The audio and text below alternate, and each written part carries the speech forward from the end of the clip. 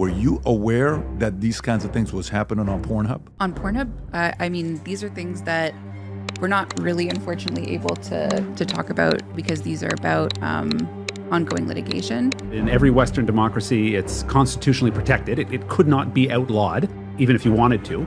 There isn't do that. Your traffic will drop 90%, but go ahead.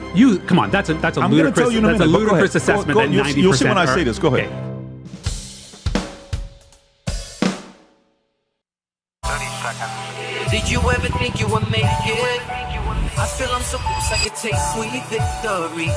I know this life meant for me. Yeah, why would you bet on Goliath when we got Bet David? Valuetainment, giving values contagious. This world of entrepreneurs, we get no value to haters. How they run, homie, look what I become. I'm the one. So today we have with us Solomon Friedman, who him and his organization, I think Ethical Capital Partners. Ethical Capital Partners decided to buy PornHub. Out of all the companies, we're going to talk porn today. And we also have somebody who's been with them since 2013, Alexandra, if I'm not mistaken, that's right. who's here to teach us how to work at a PornHub type of company while still having HR. I don't know how you do that. We're going to ask those questions as well. I got a lot of weird questions for you. You know, I'm a family guy, I got kids, so some of them is going to be uncomfortable for you. We have a lot of viewers that listen to this as well and watch us as parents. But with that being said, appreciate you guys for being on the podcast. Thank you for having us. So out of all the businesses you guys could buy, why did you guys target buying PornHub? Yeah, so we saw an extraordinary opportunity. The fact that it's newsworthy or noteworthy that we've made the acquisition, that should tell you that this is a space that has not had mainstream investment, right? That it's a space, I always said, when we looked at the business, it's a business that's legal. Not only is it legal, but in every Western democracy, it's constitutionally protected. It could not be outlawed, even if you wanted to, but it doesn't have that legitimacy.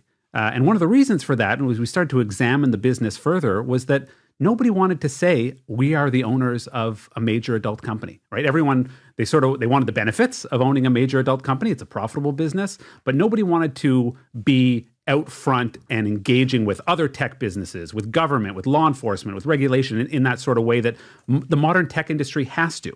So we saw in that this arbitrage opportunity, right? Where if people who come from, the mainstream professional networks, whether it's law enforcement, tech, finance, et cetera, this is an opportunity to really bring this industry into the 21st century. We saw an extraordinary opportunity to do that with this, this jewel of an asset, PornHub, but obviously with the entire company. I love it. You said jewel of an asset. So I'm going to give you some stats here that we see. So one, it says 2018, PornHub alone witnessed a jaw-dropping 5.8 billion hours of content consumption, which, by the way, it's kind of strange because most men should only be watching for a minute or two, right? But this is like when you hear 5.8 billion no, hours. Patrick, our average visit is about 10 and a half minutes. They probably got off the computer and they left the website on, but there's a different story there. So that's nearly 665 centuries of material over a single platform in just 1 year. Here's another one for you. The world was flocking to PornHub in 2018 with a whopping 63,992 new visitors per minute. Is that true? 63,992 new visitors per month. Doesn't sound unreasonable. 33.5 billion visitors. Insane, right? Mm-hmm.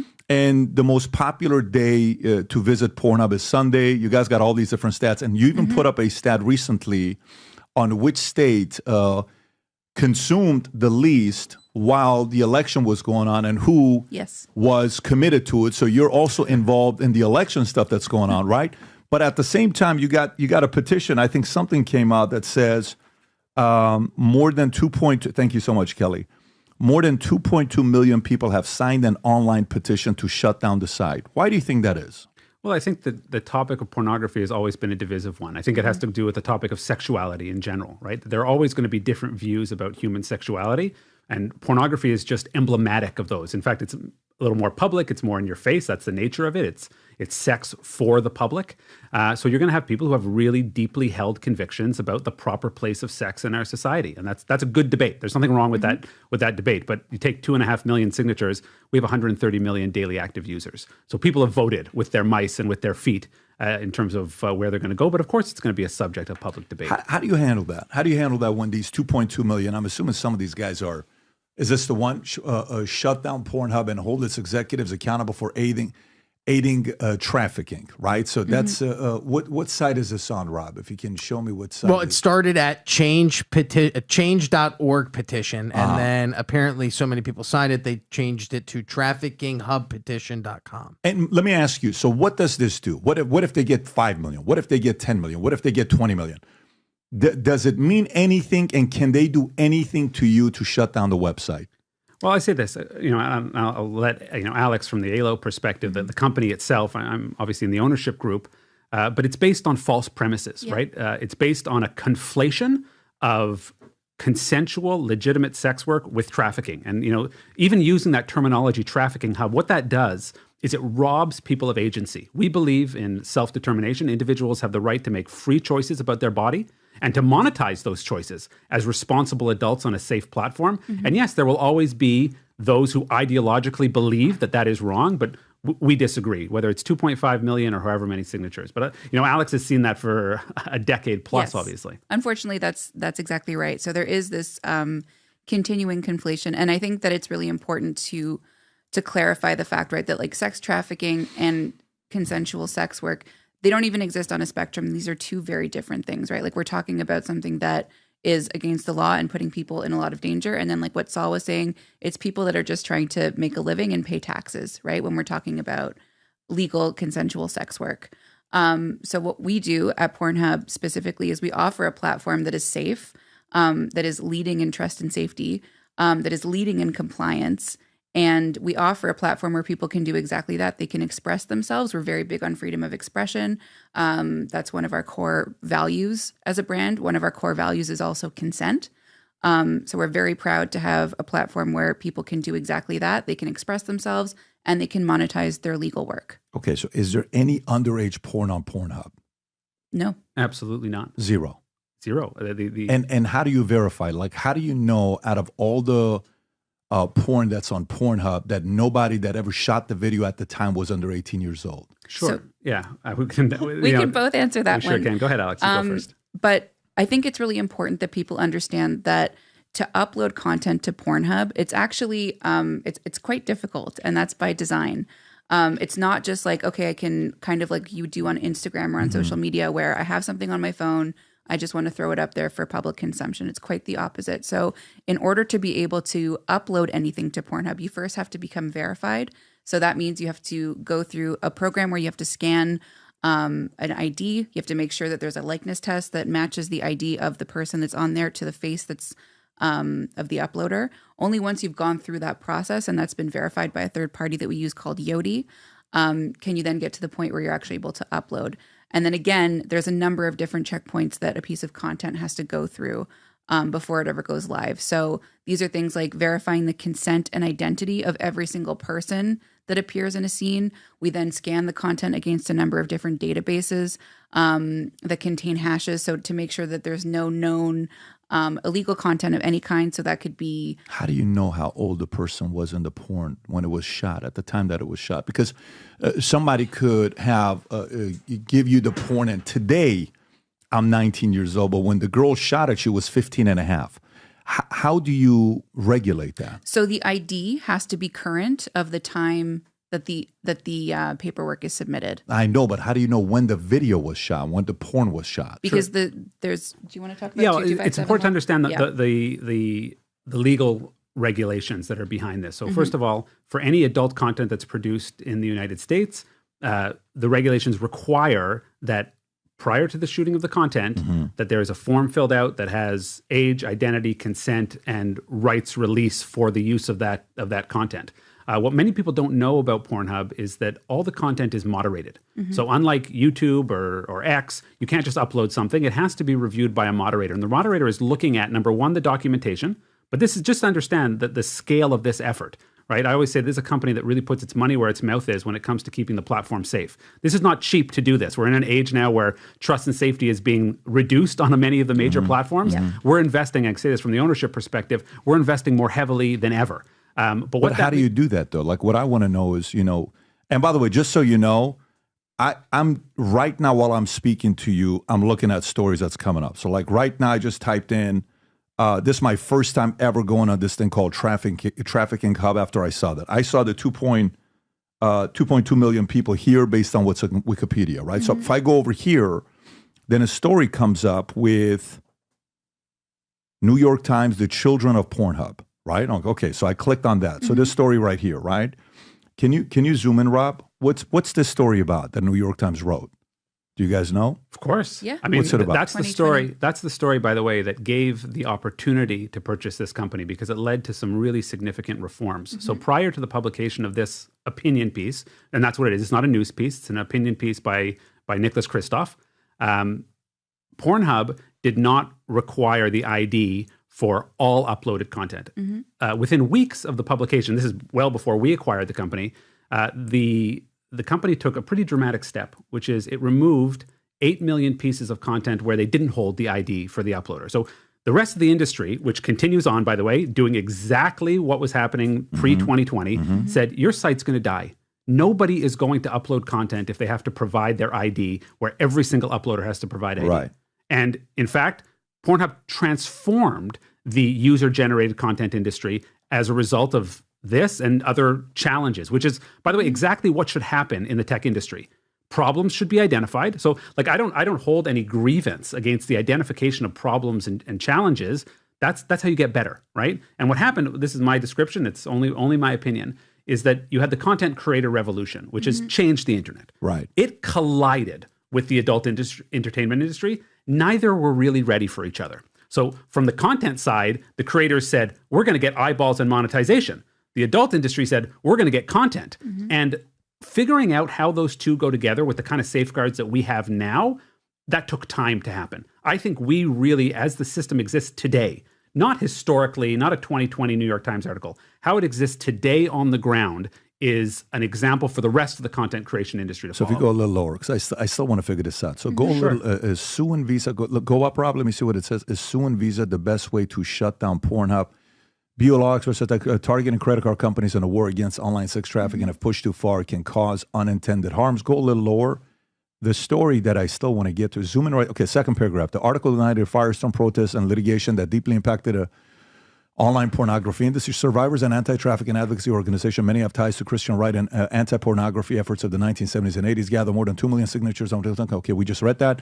And survivors of the anti-trafficking legal claims of Pornhub's parent company, MindGeek, seeking millions of dollars in damages, notably Serena Fuentes, who was 13 years old when her ex-boyfriend uploaded a sexually explicit video on Pornhub, brought a novel trafficking lawsuit against Visa. She alleged that the credit card company who's provided MindGeek its payment networks knowingly monetize these images for profit. So, Alexander, you've been there since 2013, right? When you were there, were you aware that these kinds of things was happening on PornHub?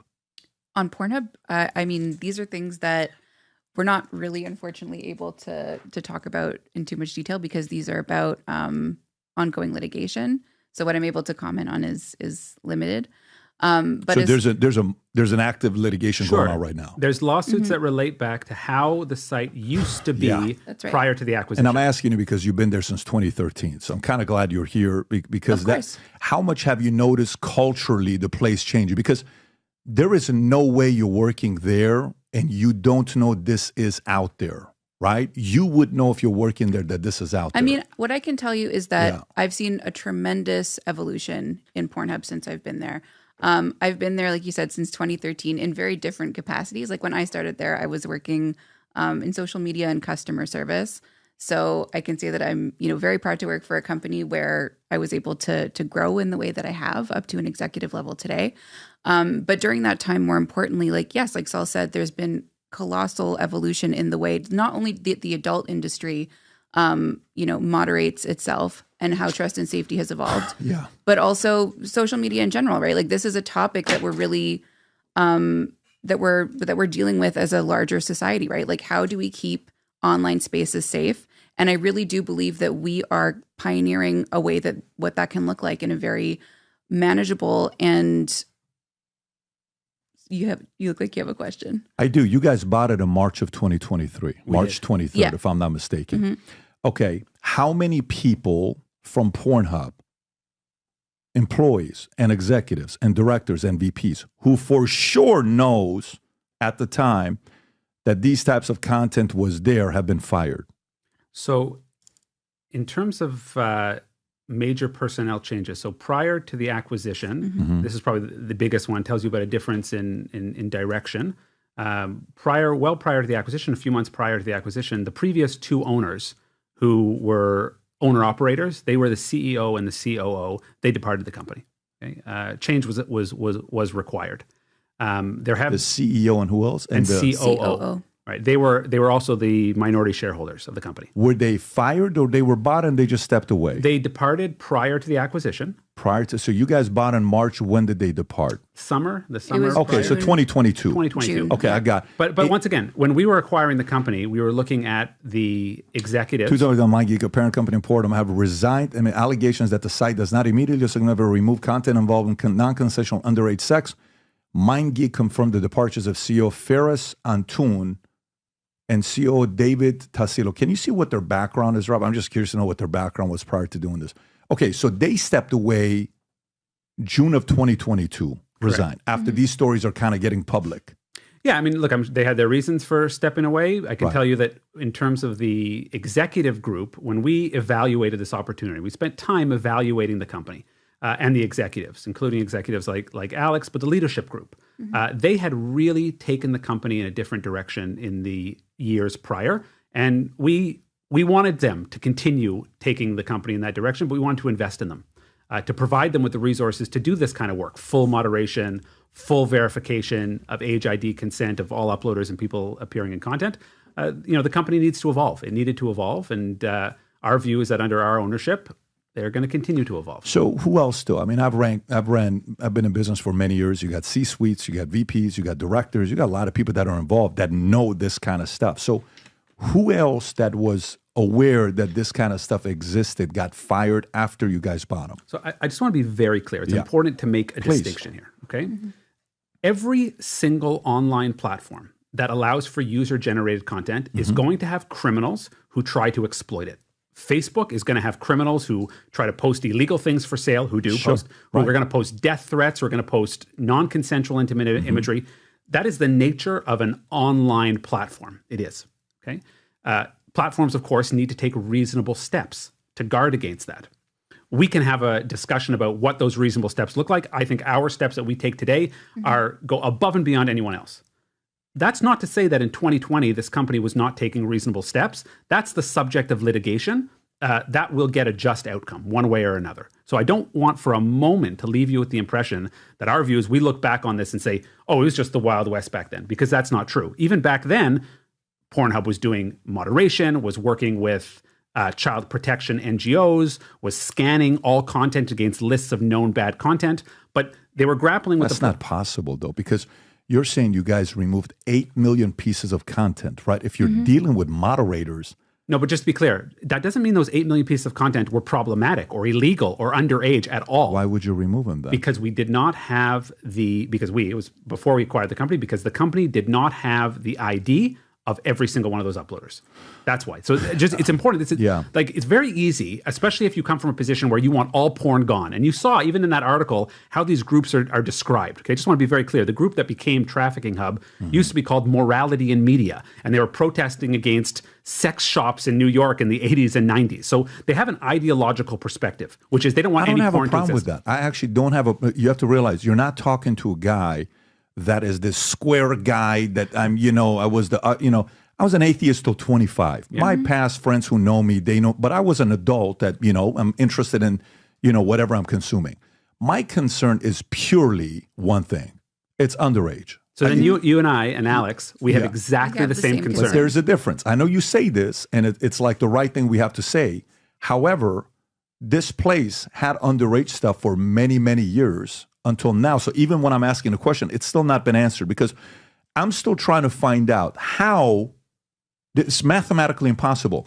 How can you get a video to know the person when they shot it wasn't underage to allow that video to be uploaded? I understand you're asking me for my ID today, but how can you verify? We understand there's deep fake, and that's one side, but how can you be able to authenticate to say, when you shot this, you were over 18? How do you do that? So there are technological solutions. I'm happy to talk about some of the trust and safety. There are actually ways, whether it's examination of metadata or looking at cues in the video. But at the same time, what a platform has to do is take reasonable steps. Okay.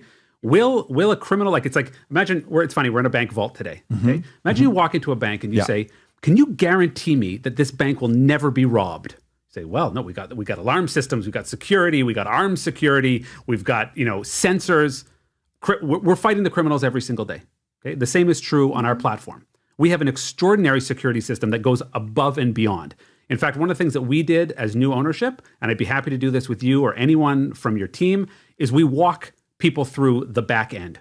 We actually show off the trust and safety. We don't show all the alarms, we don't show where all the sensors are, but we show that we are doing more than any other platform to keep it safe. Let's ask Instagram, for example. Okay, Instagram can let you post all kinds of sexy content. They have to have ways of ensuring the age ID consent of people appearing, right? They have to. There's a difference, though. So, in other words, what I'm getting from you, I asked 3 times now, there is no way to verify at all. There is no 100% proven way to verify if any of the porn that is on PornHub isn't underage at the time that it was shot. There are many ways to verify. So we have humans who watch every video. Let's start there. But you can watch a video and you won't be able to tell if somebody's under 18 or not. Of course, you certainly can. You can tell if somebody is well under. You can tell if somebody is of age. We can look at the ID. We can look at the time of upload. That, buddy. We can look at the circumstances of the making of the video. Mathematically impossible for you to be able to know if at the time that the video was shot, the person was underage. If you tell me there is a software that is known, that the world knows about, that is able to detect it, I will say, great, let's give it credibility. But if everything else is for me to watch and say, guys, I think this is risque, let's not put this one up and let's not approve it, that still makes PornHub the god of deciding if this video was shot at a time where the person was above age or underage. Well, it's not about being the god. It's about any kind of reasonable approach to trust and safety means that you must protect the platform. You must keep things that are, let's start with a spectrum. Clearly unlawful, of course, those go. Then you have ones where we identify risk characteristics, we ask for additional documentation. That's something we do all the time. Mm-hmm. If there are suspicious circumstances about video or ID or documentation, we ask for further documentation. We hold material, we remove material, right? Because as a platform, we have to take reasonable steps. The other side that we haven't discussed here at all, which is essential and very, very different from what was characterized in that New York Times article, is our policy now with respect to removal, which is we have a takedown first, ask questions later approach. Anyone who identifies I'm in this material and either I was not of age or it's non-consensual, we take it down immediately. Which Facebook doesn't do, which Instagram doesn't do. Okay. So this idea of holding porn to an impossible standard, I reject that premise. Well, first of all, you have to realize I'm literally trying to think from compliance standpoint, from a guy who's been in the financial industry since the day before 9/11, build an insurance agency with 60,000 agents, dealing with Department of Insurance and regulators from every single state, because we were in every single state that we had to deal with that, and with FINRA, and with NASD, and with SEC. I dealt with everybody, right? So you have to know how to prevent certain things happening in the financial industry. The real only way to have this being done is there needs to be, while the video is being shot, there needs to be someone saying, before we do this scene, this is what it is. I am at this age. We're shooting it at this age. Here's how old I am. And here's how old he is. I am 22 years old. He is 24 years old. I'm 21 years old. He's 19 years old. This is what's about to happen. Then you could say, yes, 100% we know. And then you have to see, is that ID being verified on an ID website to be able to, the ability to check. So now let's go back to the other question. What is the business model of PornHub? I don't know what the business model of PornHub. How do you guys make money? It's an ad-supported platform primarily. So it's not a membership. It's an ad-supported. That's right. So ALO as a company, we have PornHub that's ad-supported, and then we have subscription-based sites like browsers. So you guys are going to do roughly 500 to 550 this year, give or take. We can't disclose our... It's a private company. Okay, so I mean, that's the number I saw online. So if it's, you can't disclose it, I get it. $500 million is a real number. that is plastered all over the place. Let's say somewhere around that number. And that's advertisers. So outside of advertisers, there is no membership. There's nothing else. There's no membership PornHub economy. Specifically. For PornHub specifically. But the company has other brands which are subscription based. And is it porn or it's adult? It is a studio produced content, yes. So the ones that are membership based, how different is that than PornHub? So those are seen. So we're talking about the flagship brand for that would be Brazzers. So that's studio produced professional grade content. See, for that, to me, that's something where it's like, hey, here's professionally done. This is the age. So PornHub is it like the YouTube for porn Yeah, so basically what's happening right now is that exactly the process that you just described, that's pretty much what happens on a porn set. On the Brazzers site. On a professional set. But now, because so much content is being produced at home, we're seeing a time where that is becoming the norm. And this is exactly the methodology that we've adopted on PornHub, which is why we require all of these checks. We require IDs. We require... There's no way you're able to do it, though. I'm sorry? There's no way you're able to do it. There is no technology to be able to tell if somebody was under age of 18 or not.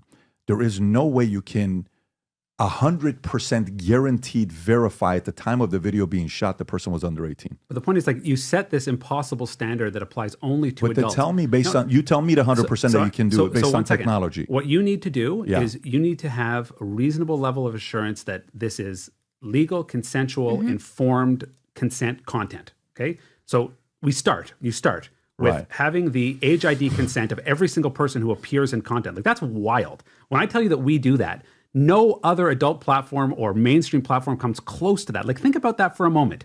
You upload a video, has 3 people, has 4 people in it.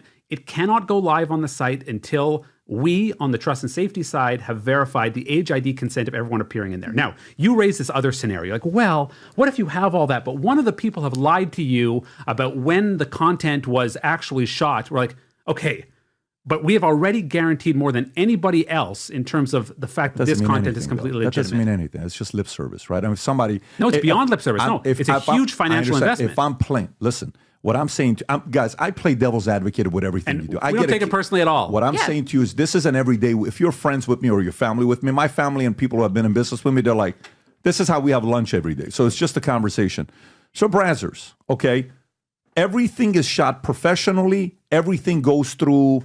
I'm assuming like, hey, you have to show me your HIV test that you just did, that you don't have any sexual transmitted. I'm assuming it's that level of professionalism, similar to Vivid or some of the other guys that do it. Yes, is that what Brazzers is? Correct. But what I'm trying to impart here is that this is the model that is being adopted because, like Saul said, the creator at home industry has collided with the professional. And we're seeing this across the board, right? Across all types of entertainment systems, right? Where you could say arguably that people that are creating YouTube programming at home, very similar to someone that's watching a morning show, right? Yeah, like there's a big difference though. I mean, that's different though, because YouTube programming at home, I'm not showing penetration and I'm not getting out there and saying, hey, we're going to do this. And, no, I'm sitting there giving my opinion on something. And then if it's... Oh, I hear what you're saying. But there's a big difference between the two. There is. But because this is an industry that, is under a lot of scrutiny, understandably so for the reasons exactly that you mentioned, these are protocols that people are adopting at home as well. When they're like, these are not... I think it's really important to get away from the idea that it's just someone with like a webcam that wants to, throw something up. So what is the process for me to upload a porn video on PornHub? What's the step-by-step process? We'll start with, you need to verify your age and ID as the uploader. So how do you do that? Okay, so we use first a third-party provider, then we verify it with a moderator. So that involves 3 things. Number 1, a scan of real government ID from your country of origin. Okay. That's verified. It can't be a screen cap, can't be whatever, compliance measures like used by banks, insurance companies, governments around the world. Got it. Then a biometric scan of the face that requires movement to create what's called a photogrammetric measurement to make sure you're a real 3D human being and not a picture. Okay. Then a comparison between those two done by the software compares the face that's been verified as being real with the government ID, and then a match between the two. That gets you level 1. If you pass all of that, you then get handed off to our in-house moderation. So we don't, unlike most social media companies, we don't outsource any moderation. We have a full-time staff working, verifying identities and moderating content. That moderator has to review that, ensure that you haven't been previously banned, which we would know because we hold ID, obviously. Ensure that you are who you say you are, that you're not from a country that raises flags, that all of this has been verified. Now you are eligible to attempt to upload content, not to upload. Okay. How long is that process? To get approved, it takes between 24 to 72 hours. So I can have a video up within 24 No, we're not there yet. We're just talking about to get approved, so you're at a status where you're even able to upload. How long after that can I upload a video? Depends on the content. So the next thing you do, once we've verified the identity, you can then submit content for review, not upload. There is no auto upload. It cannot happen. Okay. That content, so let's say you submit a video. First of all, if it's more than just you in it, we need the same age, ID, consent for everybody appearing in the video. Okay. Then we run it through automated processes. So we use, I think now, about 13 automated tools. We work with any organization, government, who will give us a list of content that they have flagged as being problematic so we can scan all the content against it. We have our own in-house tools. Another reason we made this acquisition was because of the tools that the company's developed of content fingerprinting, identification, and tagging. Okay? A very interesting area that we wanted to be part of. If it passes all of those checks, it then goes to a human moderator for review.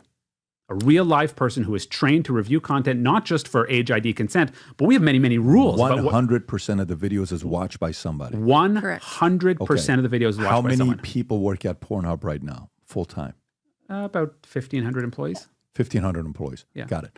And how many videos are uploaded daily on PornHub? Submitted for upload. No. I'm talking get to the point that somebody has to watch for upload. It's a couple thousand. Couple thousand. Yeah. And the average video is how long? It varies, but But I see where you're trying to go. No, it's a good. Wait a minute. Why are you worried though? No, not worried. We're not worried at all. How long does it? If it's 2,000 videos that somebody has to watch, what is the average length of a video on PornHub? So it's between 5-10 minutes. Okay, let's say 10 minutes. Let's do some math. For sure. So if we do,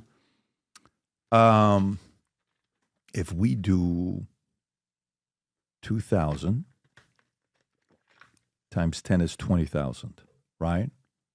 Minutes. Yeah, I did 2,000 videos times 10 minutes. Yep. Okay. How big is the department that monitors this? So it varies, but hundreds.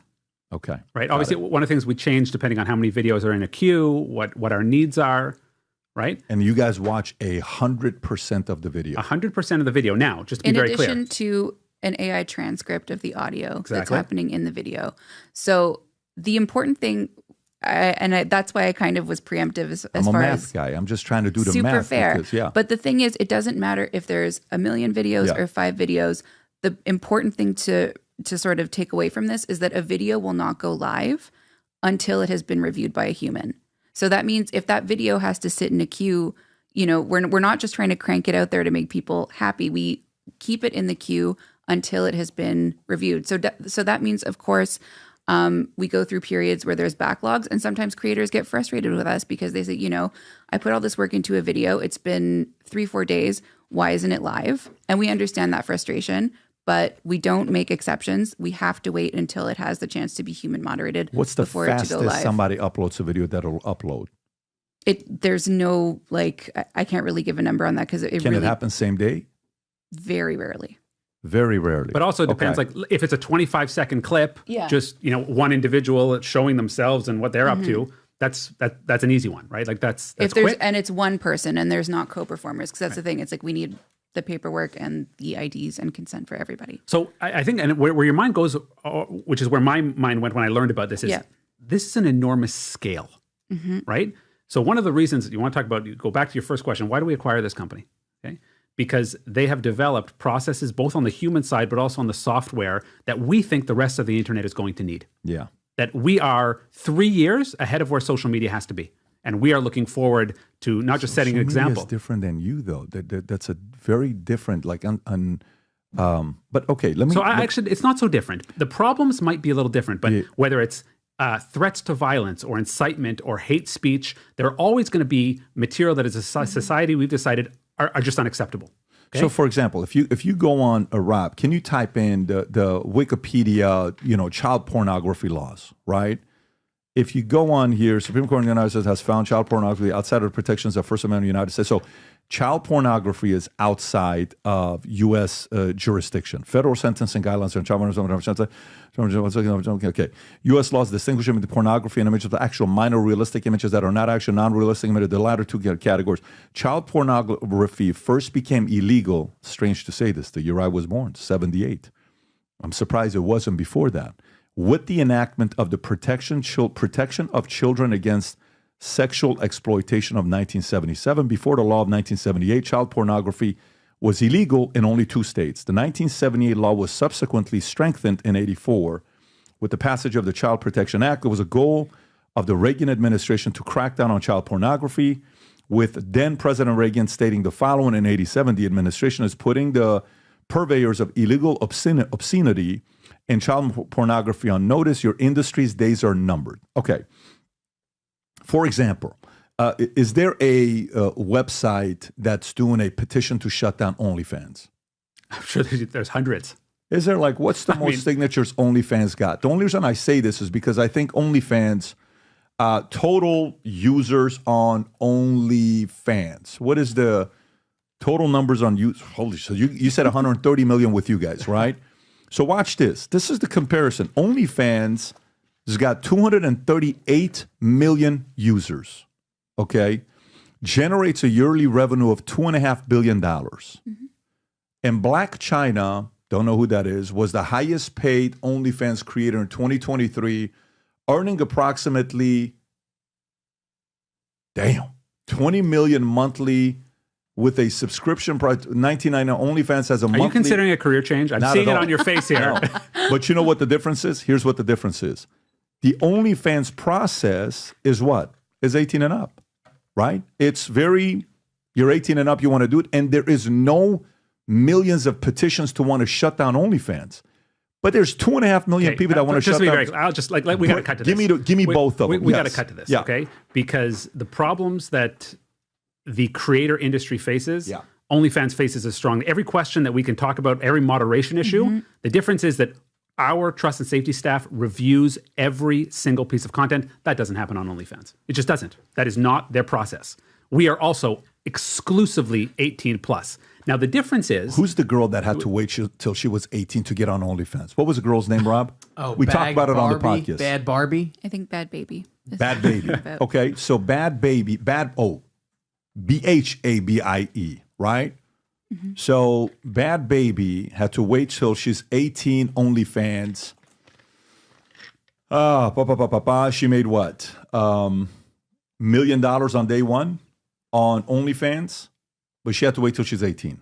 Okay. So one could say, look, she's made $57 million since 21. She's above 18 years old. Mm-hmm. So my only concern with PornHub in this sense is underage. That's the difference why maybe there's not 2.5 million people trying to shut down PornHub versus trying to shut down 2.5 million trying to shut down PornHub versus OnlyFans. Go toe to toe when it comes to trust and safety between us and OnlyFans. In fact, just so you understand, these are issues that are discussed in the industry. I've been on panels. No, I don't want to finish. Yeah. I've been on panels at law enforcement conferences, invited to speak me and OnlyFans and talk about our processes. We're very proud of them, right? And we are second to none when it comes to the resources we put into ensuring age ID and consent. Since you guys bought them?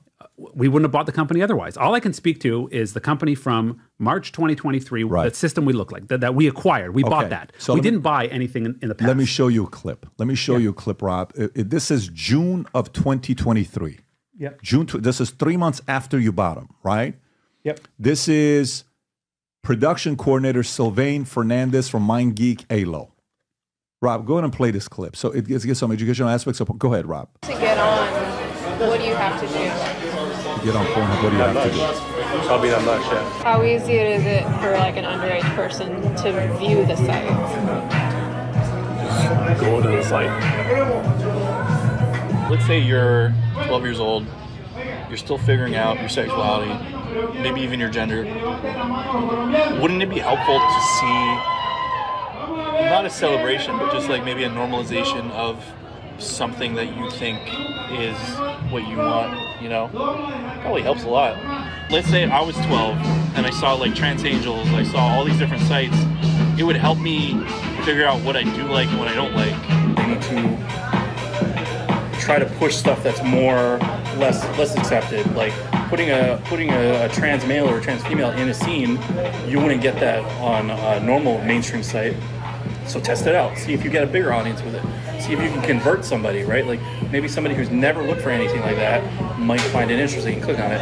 Same thing for bi stuff, same thing for gay. If you've seen our previous Undercover releases, you may be familiar with Mike Farley, the current PornHub product manager who became one of PornHub's first employees over 10 years ago, and Dylan Rice, the senior scriptwriter for PornHub's parent company, MindGeek, now rebranding as ALO, who has written scripts for MindGeek's porn sites and advertisements for over 5 years. Today, meet Sil Fernandez. Fernandez is a production coordinator for some of MindGeek's plethora of porn sites. This is James O'Keefe or somebody else? Is this James O'Keefe or somebody else? Somebody else. Okay. While states are currently enacting laws to require IDs to prevent children from entering porn sites, these three men talked to our undercover reporter about children viewing pornography on MindGeek sites, including PornHub and transangelsanmen.com, which are MindGeek sites featuring studio-produced transgender and gay-focused pornography. How easy is it for like an underage person to view the site? You can pause it right here. You get the idea. So this is 15 months ago, right? That this is taking place. And it's not like people that have just been there for 6 months. It's a guy that was there for, he was a product developer or whatever his name was, the main guy.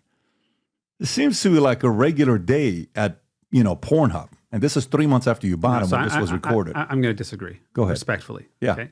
What you have here, you have employees who think they're on a date with a woman. That's the context of the creation of these videos.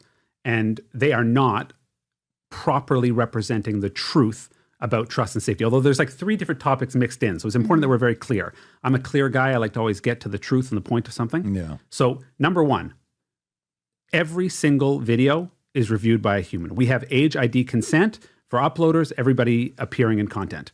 There is absolutely no incentive to do otherwise on our platform. I always make that point.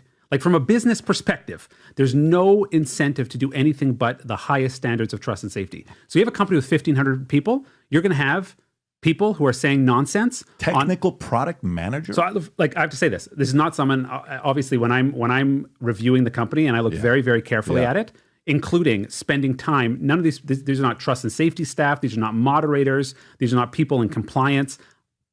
Whatever idea they have, although it's very interesting, we learned something from these videos. We actually learned a very important lesson, which was you can have a company of 1,500 people and you'll have graphic designers and you'll have salespeople and customer support. All of them need to be educated on our trust and safety system. So we actually, the company in response, and I think it was absolutely the right thing to do, now doesn't matter if you're the janitor at ALO, you will have mandatory training so you'll understand what's happening, even though it's a job that has nothing to do with you, but so you are absolutely educated on trust and safety. Because it became clear to us that was something important. Not that it became clear that it reflects on what the reality is, but these people were woefully misinformed about the truth of trust and safety. Mm-hmm. And then I think the other thing that's being referred to here is the issue of children accessing the site, right? Which is something that we've been talking about a lot. This is an issue that, we take quite seriously, and the fact that we've mentioned a couple of times as well that our sites are strictly adult entertainment. We have a zero. I have no problem with that. Mm-hmm. If it's adult, it's the minor. Yeah, we also don't want minors viewing the site. So that was the question that was asked there. It's important. We can focus. He said, "How easy is it to get on the site?" No, he meant get on to watch. To watch. This has nothing to do with uploads. This is about. Patrick, you got to understand that distinction. He was being asked. That's also a problem. Totally a problem. And we are fighting hard every day to fix that. I can tell you what we're doing. Mm-hmm. What we want to have happen. What we want the adult internet to look like. Traffic will drop dramatically. Absolutely not. ID everybody. Okay. No, disagree. Let's think about it this way. Let's talk business for a second. Okay. I always say there's 2 reasons we don't want young people on the platform. 1, we think it's wrong for young people to watch. Right. Okay. We think it's wrong. Kids cannot distinguish between fantasy and reality. I'll give you a guarantee. You say that, I'm going to listen to you, but I'm going to tell you something. Your traffic will drop 90%, but go ahead. Come on, that's a ludicrous assessment that 90%. You'll see when I say this. Go ahead. Okay. So that's number 1. Number 2, from a business perspective, think about it this way. We are an ad-powered platform. Mm-hmm. Our advertisers can only sell products and services to adults with adult credit cards or other similar adult sexual services. So for them, just think about it from a cost per click perspective. every person who clicks an ad who's underage gets them zero benefit and costs them money. Sure. So from an ad marketplace, nobody wants young people on the platform. Okay. So do you know what we're doing every single day to actually change this? What's that? We are pushing for something called device-based age verification. We want it to be the law that every single operating system, Google, Apple, Microsoft, by default blocks adult. I want to think about that for a second. We want blocks what? Adult. We want it to should be block blocked. porn. Yes, we want to by be default. blocked by default. And the only I'm way, sorry. Got it. The only way to be able to access adult is that on your device you have age assurance built in there. So in other words, instead of like nowadays parental controls, you have to opt into them. We want them to be that you have to opt out of them. That is Pornhub's position. We want to be blocked by default because we don't want a single minor to be able to access the site. Now, at the same time, we totally reject this idea that you're going to hold up your ID and give it to every porn site on the internet. Go. Because it's nonsense. It's nonsense. But that's the only way to make sure kids don't log in. No, in fact, that will make sure kids do log in to all of the non-compliant platforms. How? Because it goes like this. Let's say we've tested it, in fact. State of Louisiana. Okay? We are the only major adult platform that's actually complying with the law in Louisiana. Right. So we take what's called LA Wallet. That's the Louisiana state ID. We accept it. We don't ever get the identifying information. We just get a thumbs up or thumbs down. Okay. Within 24 hours of implementing that, we had an 80% drop in traffic. Not because 80% of the people are young, but because 80% of the people are like, I'm not giving my ID to a porn site. Yeah. And they're not wrong. So instead, I always say this, the device should be the key to the internet. We will be the lock. That means that it will actually prevent young people from accessing adult content because the point of entry, that is the device itself, will be prohibited from accessing adult. And we are pushing for that at the state level, at the federal level. I'll give you the counter to it. I'm not a lawyer, but I like to argue and debate because it's fun to do, right? Sure is. So when you told me earlier the process to upload a video, Yep. I had to not only show you the ID through this outside website that you guys use, third party, right? Then I had to do the whatever the Apple is to make sure I'm not a picture, right? I'm doing this to know 100% who is getting access to it, right? You can do that as well for people that are watching the content. Sure. But if you do, you will lose 90% of your traffic. The point is, the But you will technology use exists, 90% of your but traffic. The technology exists To do what? to verify age. Sure, why don't you do it? If we do it, and Yeah. we have tested it out, we've Right. tested it out in France and Louisiana, people just go to non-compliant sites that don't, by the way, do what we do when it comes Who to cares trust what they do? Because I mean, the difference is if you're going to non-compliant sites, there are hundreds of thousands, if not millions, of adult sites that exist out there. I disagree. I think here's what will happen. I think that what will happen is the following. Okay. So you're making the argument of legalizing marijuana and making it so expensive will make people to go buy illegal weed from bad quality. That's the argument you're making. But Because think about it for a second. what will happen is if I'm the other side and if I want to eliminate all of the non-compliant sites, right? These guys have to find a way to make money. And I merchant services I'm very familiar with. If you can't get merchant services to accept payment, and you know right now, Visa used to have a hard time with chargeback 3%. Now they're at 1%. They want to be at 1%, if not even less than 1%. You know exactly what I'm talking about because I've dealt with Visa, MasterCard, all these guys. So if all of a sudden these guys don't have a method of getting paid, so what if they're going to a non-compliant website to watch porn? Those guys will be shut down soon as well. They're not going to be, though, because the issue is the enforcement is not happening. Why don't you do it? Who cares what they're doing? No, we do it. We what do I'm it. saying to why don't you have everybody do this and do the ID to watch porn? Because if we're talking about everybody, again, that's millions of websites. Who is going to go and make sure But that every be single the website... pace setter, be the trailblazer. But think about it this way. No. It's like you can either stop it at the source. Am I sounding confusing, Rob, what my ask is? Because I feel like I'm delusional right now. Do you understand what I'm requesting? I do. Can you repeat what I just said? I'm just curious. Why they're not using the verification system. Which verification system am I asking about? The ID. And that face that they do nod. this. Yeah, I don't know the term for the head Right. nod. It's a biometric scan. Biometric scan. Yeah. Okay, so if you're doing a biometric scan to upload a video, why can't you do a biometric scan on who watches it so kids don't watch it? No, but don't you realize you can either do it, have 100,000 or 1 million sites doing this and taking people's ID, or you can have 3 operating systems, do it one time, Apple, Google, Microsoft, and you have locked down that device to be able to either access adult or not access adult. I mean, that is a no-brainer. And we're not the only ones saying this.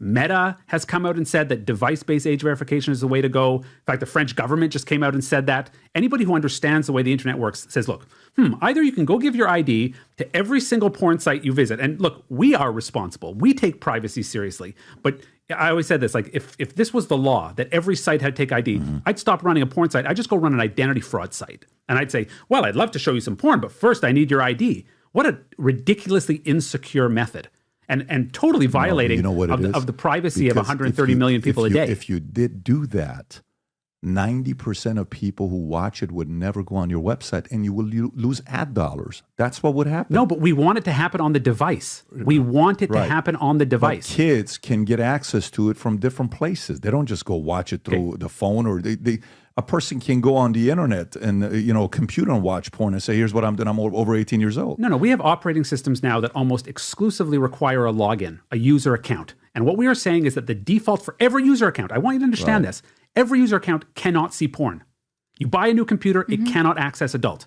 It's important that you understand that. You update your iPhone to the new version, like that, it can't access adult until you verify on that device with all your other secure tokens, your credit card, your health information, and then that becomes your key to the adult internet. Like, this is obvious. Of course that's the way to do it from one device to be the key to all, as opposed to tell every platform, randomporn.com, to take people's ID. Your impression is that if you do that, it prevents what? Kids from watching porn? Yes. Yes. First, so why do you then do the verification of when people upload videos, their face and their ID? Because go ahead. These are people that are monetizing their content with us. These are people that are business people that are uploading adult content to our site. Yeah. And for that reason, it's of course important that we're verifying the consent and identity of those people. It's very different than a private citizen trying to watch content. If you were to do the same standard to people that are watching porn so kids wouldn't do it, what percentage of your viewership would drop? It's interesting. That exact question was considered in Texas when we challenged the constitutionality of this law.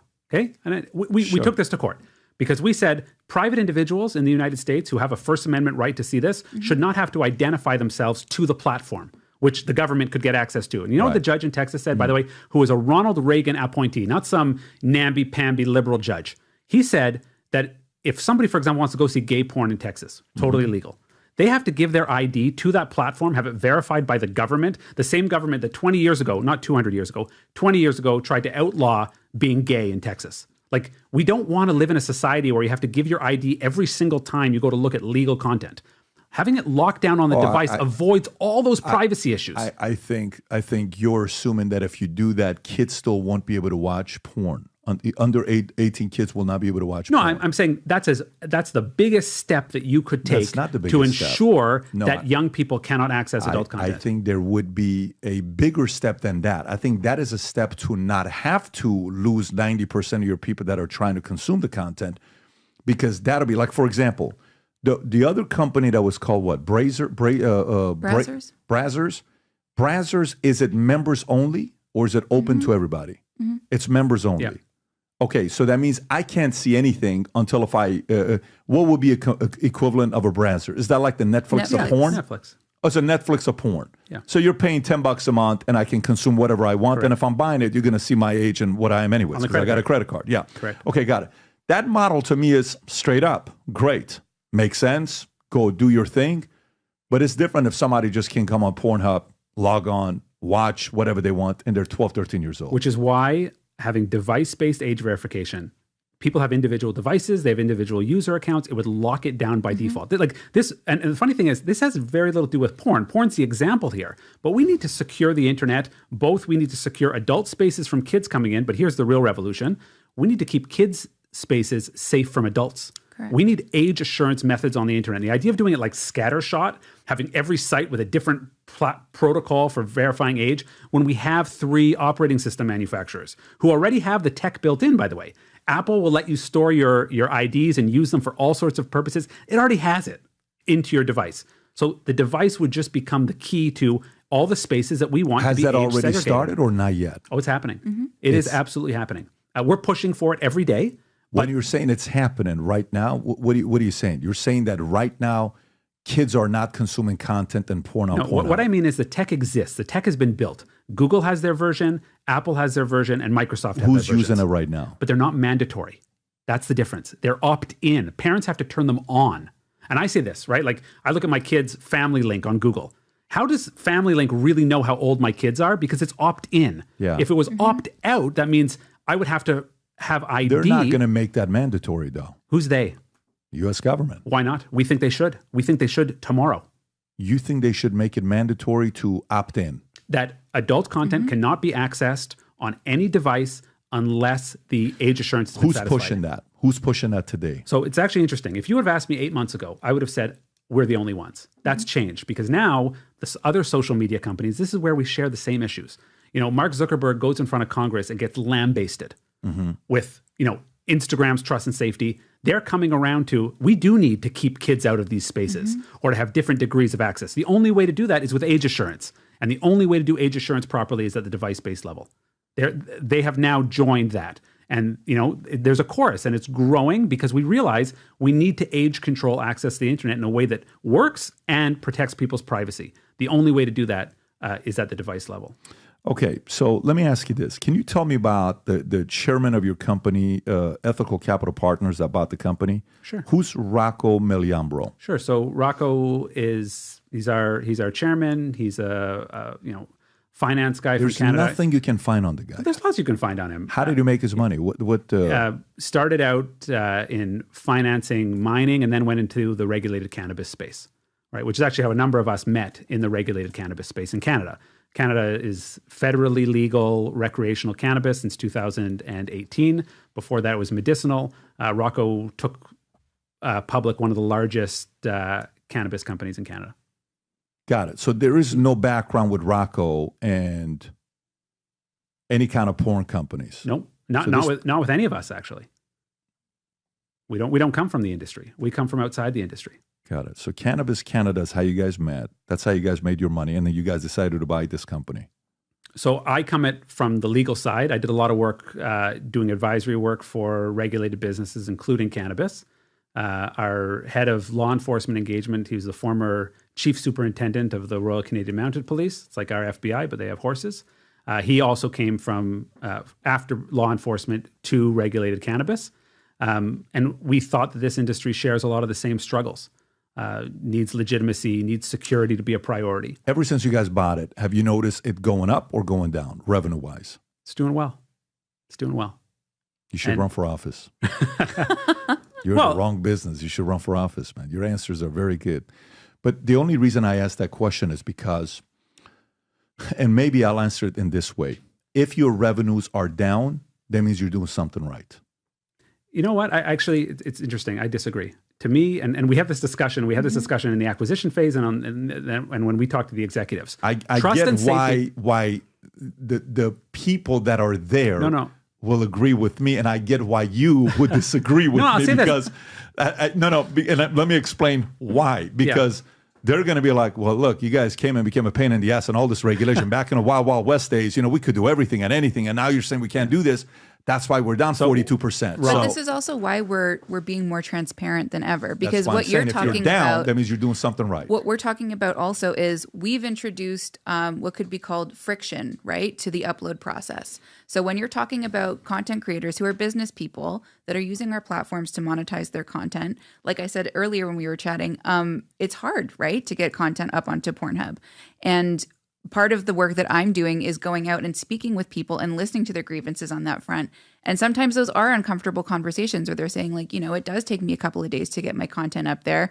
It is taking me more time to go through the process of getting all this paperwork up there. But these are things that we are not able to negotiate on because we just can't take steps backward on that front. But there's two business cases to be made here, okay? Because that's how I look at it from the ownership perspective. Number one, people want to go to a platform where, and I think it's true in sex more than anywhere else, where they have this assurance that what I saw is okay. In other words, it's legal, it's consensual, it's voluntary. So we want to provide that platform where people are as sure as anyone can possibly be. That's business case number one. Yeah. Business case number two is we want to take the processes and the software we've developed here and to deploy them outside of adult. Like that's actually the opportunity in this business, is to look at an industry that has made tremendous strides, but that is applicable to many other adjacent industries. Right? I always say this is our first investment. It's not our last investment, because we see a lot to do. So you're going to get into more porn sites. No, that's why. That's interesting. I don't know if we could get into more. I don't know. There are more. You got a family, got kids? Yeah. How old are your kids? Sure. So I've got two 19-year-olds and a 16-year-old. How you talk to them that you guys run this? First of all, I don't run it. I'm very proud of the people who do. We bought it. Yeah. There's a difference. I mean, but Patrick, before I did this acquisition, I sat down with them and I laid out the plan. I said, this is what I want to do. This is what my interest is. And obviously I wear the compliance hat in the ownership group. I want to raise the standards here. I want to invest in trust and safety. I want to keep kids off the platform from viewing it. And it's funny, my kids have been raised by a criminal defense lawyer. That was my first career, 15 years in criminal defense. And my daughter said to me, she said, hold on, you defend people who are legitimately doing wrong things. You do that as a defense lawyer. My kids know why I do that. They understand probably more about the criminal justice system than most. And here you have a company that wants to get it right, that wants to improve. Why wouldn't you do this? Like it was just a no-brainer. Mm-hmm. Maybe the wisdom of the young there. Every family has a different dynamic, but I will tell you this. Have you watched the recent Vince McMahon documentary? Haven't seen it yet. Have you seen it? No. I think you should watch it. I think both of you will like it. Let me tell you why. There's a part of it that I think if you guys go to the last episode, mm-hmm. it shows when Vince McMahon was running it. And it was like, they're all telling stories of what used to happen with girls and sex mm-hmm. and drugs and cocaine and steroids and all this stuff, right? And obviously Vince being the promoter that he is, some call him the greatest promoter of all time. And then it ends with them, Endeavor buying him out and changing the culture to what it was once like, mm-hmm. okay? And Triple H runs it with his daughter because he had to step aside for many different reasons, legal mm-hmm. issues. I don't know if you're following the story closely or not. And now that Triple H runs it and his wife, that's his daughter, I think they said they had Rob, did they say the biggest WrestleMania ever, or they had the biggest? This year was the biggest one. Biggest WrestleMania ever because they cleaned house with a lot of the old ways of doing business. So for me, I have a very big, like when people tell me about OnlyFans, a guy asked me a question the other day. Who was it? Steiny that asked me the question on Nelk Boys, Rob. He's like, hey, what would you do if your daughter at 21 years old wants to get on OnlyFans? I said, if she wants to get on OnlyFans, I did a bad job raising my daughter, if that's what she wants to do. But there's nothing I can do about it. She's an adult. She has a choice to make, right? What are you going to do? Sit there and say, hey, I'm going to give you a papao and let's go. You're not going to get ice cream anymore. You can do whatever you want to do with yourself when you're above 18 years old. Mm-hmm. You do your best to raise your family in ways where they make decisions, certain decisions when they're above 18. I worked at Chatsworth Valley Total Fitness. You know what Chatsworth was known for decades? 80% of the porn in America was produced in Chatsworth. You know what percentage of our members at Bally's were porn stars? You know how I know that? Every other day I got a job offer. You would look like a good porn star. You ever thought about getting into the industry? Wow, that's not a compliment. Every other day, they're like, I can see you as, I'm like, is that like a... What do you mean? It's like, well, we pay very well. I'm like, dude, I'm good, man. So I come home. That's what I used to look like. Look at that right there. That's this guy. No, not that one. The one to the left looks like a porn star. Look at that. I think they all look like porn stars. But anyways, but the point being is the fact that there is a difference between you want to do your thing, you're above 18 years old. Mm-hmm. You want to mess with kids? I have a problem with that. And if we can find a way to be responsible with 100%. That in the best possible way, it is what it is. Go ahead. I agree. So we are actually really involved in, because like you said, right, people more and more, the sort of the barrier to entry to the adult industry is much different than it was, say, 20 years ago, mm-hmm. right? Where it used to be you get an agent and then they book you and it's professional scenes. And now because of platforms like ours or platforms like OnlyFans, people are able to be independent creators at home. And we're not blind to the fact that, there are certainly risks that come along with that. Like we're never going to say that, it's all sunshines and rainbows in the adult industry. There certainly are, much like any industry, there are people that could take advantage of folks. And so that's why we're partnering with people in the child protection space. We're also partnering with people in the anti-trafficking space. We work very closely with a group called the Cupcake Girls, and we're actually creating educational content for people specifically that are thinking about getting into the industry or that are new to the industry on things to look out for. So how you can do this work as safely as possible and avoid these kinds of situations. We support the anti-trafficking work that they do because we're not trying to put our head in the sand here, right? Like, these are things that do happen, that do exist, and we do take it quite seriously as a part of our responsibility as leaders in the industry to make sure that we're helping people do their work as safely as possible. You know what that reminds me of? You ever seen that? And I'm not trying to be funny, but I am, because it makes me laugh every time. Sure. Rob, what is that commercial? I don't know which CEO it is. Is it Harrah's or, casino? He says, look, if you are finding yourself at the casino, you're gambling too much, please step away and call this 1-800 gambling hotline, right? I mean, it's a good thing to do, to be a part of it. This is a very risque industry you're a part of. You guys know that. It's not like a industry you are that I don't know how you say you're positively changing people's lives. Like, it wouldn't be like, oh my God, we are positively changing people's lives on a daily basis. It's purely a business. It's for profit. If you do it following the certain guidelines and the laws in the state what they state, there's ways to make money with this legally. But it's not a do you feel like the company that you get, like, for example, let's just say if you work at Apple, right? We're thinking different and we're making the world and da-da-da-da-da, right? You're working at Walmart, and here's what we're going to do with serving people. Working at this restaurant. Sorry, Walmart is going to be given as our number one ethical company example. Sam Walton. I'm talking with Sam Walton ran it. It was like, we're going to serve our people right today in restaurant. We're going to do this. There's visions, like, we're correcting injustice.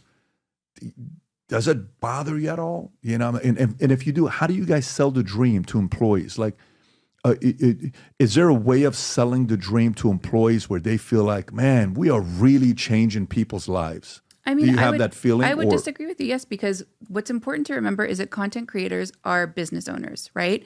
Each single person that has an OnlyFans or each single person that is uploading content to PornHub for the purposes of monetizing their content, these are independent businesses. Right. So these are people whose lives are changing, in some cases drastically, because of the money that they're making that way. So yeah, it's helping people to feed their families in some cases. It's helping people to stay sheltered. It's helping people to, pay for school, whatever it is. It does change people's lives. And on my side, when I look at it from the ownership level, the compliance level, what we have put into place, it's not just for us. This is important. Like, we talk about, like, everyone should feel good doing the work they're doing. It's very hard to work hard if you're not really feeling that it's meaningful work. And money is this well, is a pretty limited motivator, right? To really get the best out of people. Money doesn't cut it. Okay. I'll tell you what happens inside when I talk to the trust and safety folks. We publish, for example, twice a year, a transparency report where we set out everything we're doing so others can copy it. Let that sink in. So others can copy what we are doing on the platform. So to me, I was like, what's a success? The success is if what we are doing, the example we're setting, becomes the standard, becomes the regulation, right? Then you have a safer internet. Are you a man of faith? I am a man of faith. You would say you are? Yeah. Are you ever conflicted? I think that the work we are doing in an industry, whether you like it or not, right? And we happen to we like the people we work with. We like the industry, okay? It will exist. So to be part of the movement that's going to make it safer, not by getting 2.5 million, shut it down, have a petition, be nasty, but by actually doing the work, investing in making it safer, I think this is an extraordinarily positive thing to do. And destigmatization as well, because one of the realities is that this is a very stigmatized industry, right? And we know full fact that when there is increased stigma, right, there's increased violence. So whenever we have... I'm listening. I'm just breathing hard. Okay. Yeah. No, I got a big nose. When I breathe, the whole city hears about it. So don't forgive me. No, but it's true. And so that's why, that is why we're public. And that is why Saul and I are very proud to be transparent and represent the company that we work for and the industry that we're in, because the more that we're able to destigmatize it, the less harm truly will come, hopefully, eventually to people in our industry. Let me tell you about a project that we've been working on for 2 years that is now live and running that tells you about the values of this company. Yeah. Okay.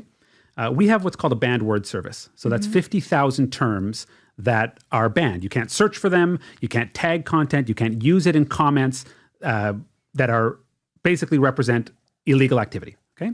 So we made a decision as a company that when you search for one of those terms, first of all, it's not like Instagram where it says show results anyway. You remember that controversy? We've decided that it shouldn't redirect you to even legal content. Obviously, you're not going to find that content, but it shouldn't redirect you to legal content because we don't want to make a penny off somebody searching for an illegal term. But that's number one. Let's go to 2 and 3. We have a warning that what you're looking for is illegal. Okay? This content, you're not going to find it, but it's illegal. Yeah. And here's number 3. We have partnered with NGOs in every jurisdiction that will have us, including Canada, the United States. Try this out yourself. Go on PornHub and put in the search word underage. You will see we have linked up with organizations that try to, people who are looking for this material, deter them, get them help. Because it would be very easy for us to just turn a blind eye and say, well, they're never going to find that material on our site. So, just have nothing. Our work's done. And our work's done. But it's not. We take it the extra step. So we've partnered in Canada, where we're from, in the United States here, where people can actually get help who are looking for illegal material. And that means, so I said, what's the meaning of that? Imagine those people get the help they need, and that saves a child from a lifetime of victimization. Now, is that a porn site's job? No, it's not. But we have these eyeballs. And if we know people are making these searches, even though they're not going to find anything, that is something that we can do to make a positive impact. I want to get your reaction to this. So this says Solomon Friedman, a rabbi overseeing PornHub, right? What a great way to go. I'm just saying, that's what it says here. There's already falsehoods in that number 1, right? Which one is a falsehood? The rabbi part? Well, I was educated as a rabbi. I've never practiced as a rabbi. It's part of my education. Are you Jewish or Jewish? What do you think? Solomon Friedman, this face, do you think I'm Jewish or Jewish? No, meaning, what I mean is do you practice or are you just like this? Are you fully committed to all the... I always say this. I'm going to Can I take you to dinner every night of the year and we're going to be fine, or do you take some days off? I'm going to keep practicing until I get good at it. Okay, so there's this guy that I want to show you this. I want to see what you're going to say to it. I mean, it's not like I am sure you're going to take some shots at him. It's okay. It won't hurt my feelings. I've read lots of nonsense. I'm sure it's not going to. You're not going to. So, not this guy, Rob. There's the other clip. There's a clip, I think, that let me see which one it is. Let me see this here, Rob. There's one that you guys showed me earlier, Shmuley, and I'm sure you know who Shmuley is, right? I know who Shmuley is. So Shmuley has a clip that, Rob, you guys showed me with, what's his name? With Brandon. Do you know which one I'm talking about or no? Yeah, let me find it right now. Yeah, you guys texted it. I think, let me see where this is. By the way, just so you know, I don't want to make you guys uncomfortable. It's not porn. We're not going to sit here. Oh, thank God. I was worried we'd sit here, we're going to watch porn. We can on the business side, we're going to watch it, but we're not going to sit here and judge. What do you think about this clip? You think this is, here, Rob, let me send it to you. I just found it. I want to get your reaction to this to see what you're going to say. If you have it, great. If you don't, this is the one I'm sending to you. I have. Okay. Do you know which one it is? I think so. All right. Do you know who he is or no? I know who he is, sure. Okay. Are you guys friends, buddies? It's a small world. So you guys know each other? I know who he is. Okay. But do you guys kick it or you guys kick it? No, you ask Rabbi Shmuley if we kick it. We don't. We don't kick it. All right. So guys, it's very important to know they don't kick it, but let's just see where we stand here with Mr. Shmuley and our friend here, Friedman. Go ahead, Rob. Play the clip.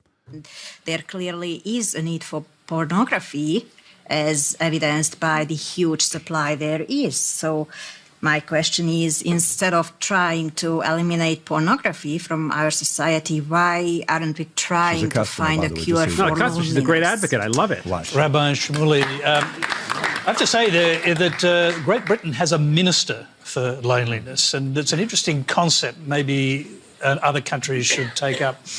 Well, it's one of the reasons, getting back to this issue of celibacy, the very first thing that the Bible says is bad is that it is bad for man to be alone.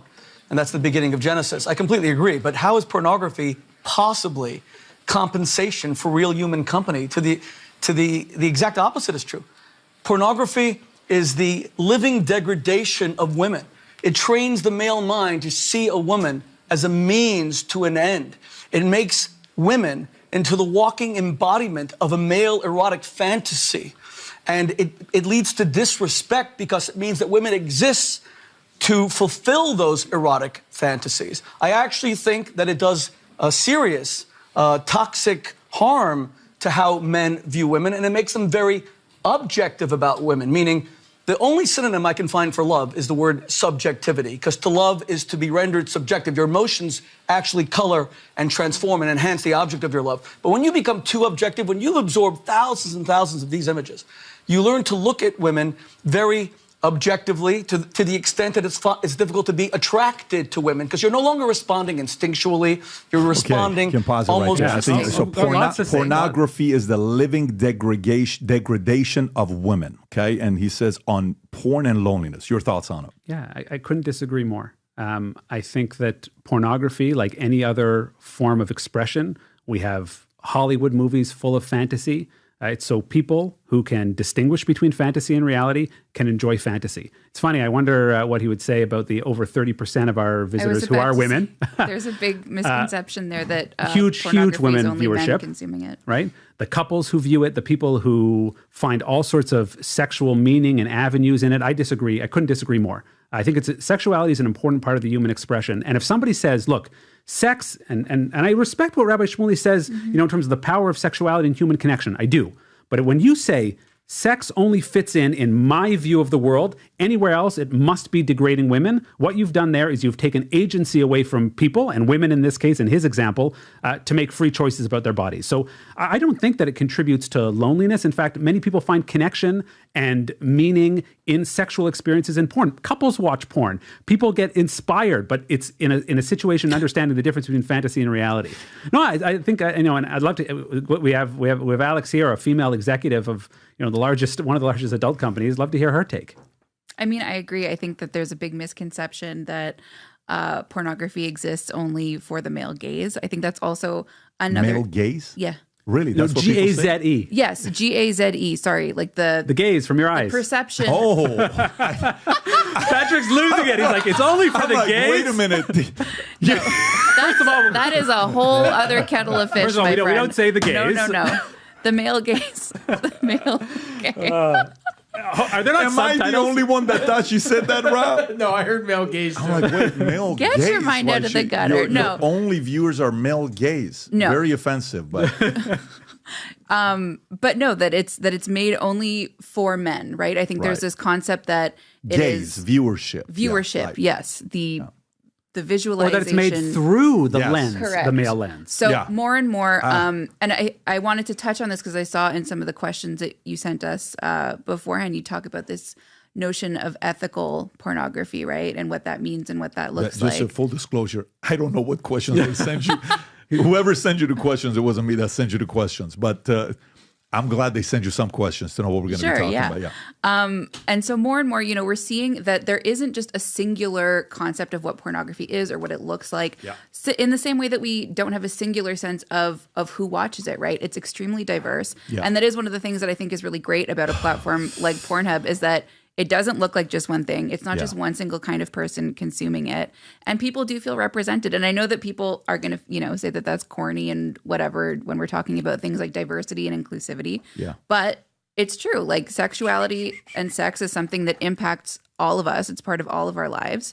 And it's important that I think people are able to see themselves represented in that medium. And I'll come back, by the way, to Rabbi Shmuley's point, because I think it's worthy of discussion. Like this is an important social topic to discuss. I think there was a time in the porn industry where there was the vision of a porn star, right? She looked a certain way, she had a certain hair color, certain proportions, and you don't want to have a society where everybody thinks that's the sort of pinnacle of beauty, of sexuality, etc. What actually happens now with the content creator world is that porn looks like everybody. Yep. Older, younger, bigger, smaller, different skin colors, different identities. Everyone is represented. So people actually find a lot more of themselves in what they see, more than that professional studio content, which I think is actually a social benefit to let people be represented in what they see. So you actually, it's actually, I think that's a very outdated idea of what porn is and what it represents. I mean, if there's anybody that you could have taken a complete different angle with Rabbi Shmuley, do you know what his daughter does? Do you know what him and his daughter do? Rob, you want to pull that up? They have a kosher sex store in Tel Aviv. Okay. Ran by his daughter. Mazel tov. And sells spice for marriages. So they're about selling toys to couples, but he's not for porn. And Rabbi Shmuley, the last 12 months, has had a rough 12 months. He's been all over the place, going viral, but it's been a rough 12 months for him. But Can you pull up the Guardian article? This is kind of where I was going with it. To see a fifth of teenagers watch pornography frequently, or some are addicted, and UK study finds, right? If you go to the bottom, Rob, there's a quote in there that's the part where the correlation between sexual abuse and watching porn is very high. The majority of what they see is violent. Now, the majority of what they see is violent. And I know you'll say, well, for us, we don't let the man slap physical abuse. If he's slapping her in the butt, maybe we'll approve it because our people will approve it, but not if it's this and I don't know what kind of stuff that you guys are going to put up there or not. To me, if I was a kid that grew up very poor and we sold drugs, some of our friends sold drugs, the goal was to stop and get away from it.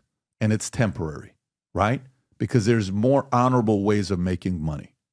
Okay, but at certain times when you're in a place and you're doing what you're doing, it's really not your number one job. Like if you look at the correlation between somebody who becomes a porn star and their upbringing with their parents, loving mom and dad, it's a lot of messy stories with I'm not saying everybody. I know you're going to go tell me there's this pastor that's now an incredible porn star and all this other stuff. And I even saw that Ron Jeremy one time called his XXX pastor and he prayed for him. And then right after he prayed for him, he went back and Ron Jeremy's doctor said, if you can climb up the stairs twice, you can do porn. He says, Doc, I climbed up the stairs 4 times, so that means I can do 2 times a day and all this. I've seen all this stuff because Ron Jeremy, I used to go and I'd have dinner, he'd be sitting right next to me. Whatever place he lived, we lived around because he would go to the same El Torito years ago, right? But to me, people don't grow up with their dreams of saying, I want to be a porn star, unless if they watch porn to aspire to become a porn star. It's interesting. Let me finish this stop and I'll finish it, turn it over to you.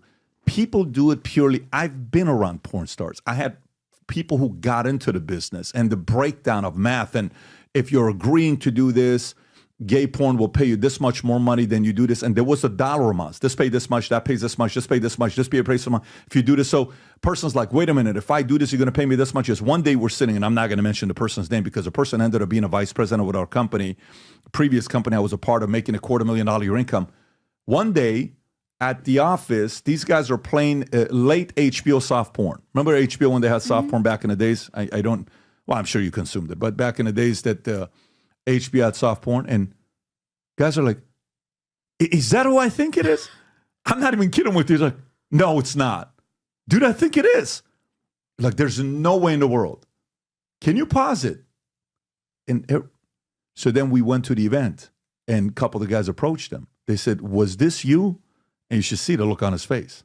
The look on the face was like, yeah, back in the days when I needed money, I had to do something to make money. And even bodybuilders, a lot of them do stuff purely out of desperation of needing money. This is not necessarily an industry where I would say more than 5% of people do it because they aspire to grow up and be porn stars. It is an industry because people who become drug dealers, their dream wasn't to be a drug dealer. And I know this is an uncomfortable conversation. Drug dealers are criminals. There's a difference. Drug dealers are criminals. Yeah, I get that. But even those who did certain kind of porn that is edgy, almost anybody that gets into porn and then they want to make the bigger dollars, they participate in certain things that pays more. That's why I said, what is the dream? Is the dream to help them get off of producing this kind of stuff? Or is the dream to, this is their way to do something and then get away and have a regular day job in whatever they're doing? Because I don't see the dream or the aspirations for us to get other people growing up to say, hey, what do you want to do when you grow up? I want to be a porn star. Well, I think that this is informed a lot because I agree with you. There are a lot of these narratives that are out there that are these kind of doom and gloom stories, right? Because that is reinforcing a very problematic, long-standing stereotype that that's what it means to be a porn star, right? That's what it means to be a content creator, is that it necessarily means that you came up through undue hardship or your parents were absent or your parents were drug addicts. That's not the reality of a lot of people. I don't want to say that there's like a singular definition of how these people grew up or where they came from, but there is certainly a very dominant idea in the media of what that looks like. And that's because we're as a society, very comfortable with that idea. And I think there's a very I was around them. This is not I about mean, what so TBI that's saw. so am I. That's my job. Yeah. These are my friends and these are my family, and I can tell you get that, that. these are people that But that's let me not ask you their a question. reality. How does somebody aspire to become a porn star? So hang on, I want to hear this. What is the healthy way that somebody grows up to want to be a porn star? Give me a healthy way. I think that there's people who are very comfortable with their sexuality and they see but a way to monetize that in a way that is completely I legal. get that. But think about the question, though. The question is, how does one, like, for example, how does one aspire to become a basketball player? They watched somebody play basketball when they were younger. How does somebody aspire to become a baseball player? They watched somebody play baseball when they were younger. How does somebody aspire to become a politician president? They saw a debate. They saw somebody command presence from stage. I want to grow up to be. How does somebody aspire to be a comedian? How does somebody aspire to become a porn star? How does somebody aspire to work at Starbucks? Or how does somebody aspire to want to be an accountant? No, that's not an aspiration. That's called a job. That's a interim. And then you hope to move up within the company if you decide to stay. But most people that work at Starbucks don't stay there for 20 years. It's a step up of a job is what I'm trying to say. I didn't work at Bally's because I was going to be the CEO of the company. I didn't go in the military because I wanted to be the general of the Army. I went in the Army because I didn't have an option. I went in the Army because I had a 1.8 GPA in high school and life was tough. It wasn't easy. So all I'm saying is an element of this is to get away from the industry because if somebody inspired to become a porn star at a young age, then that's called child pornography. That's exactly part of the problem. When did you know you wanted to be a lawyer? 29 years old? When did you know you wanted to be a lawyer? Probably young age. Sure. Who inspired you? Yeah.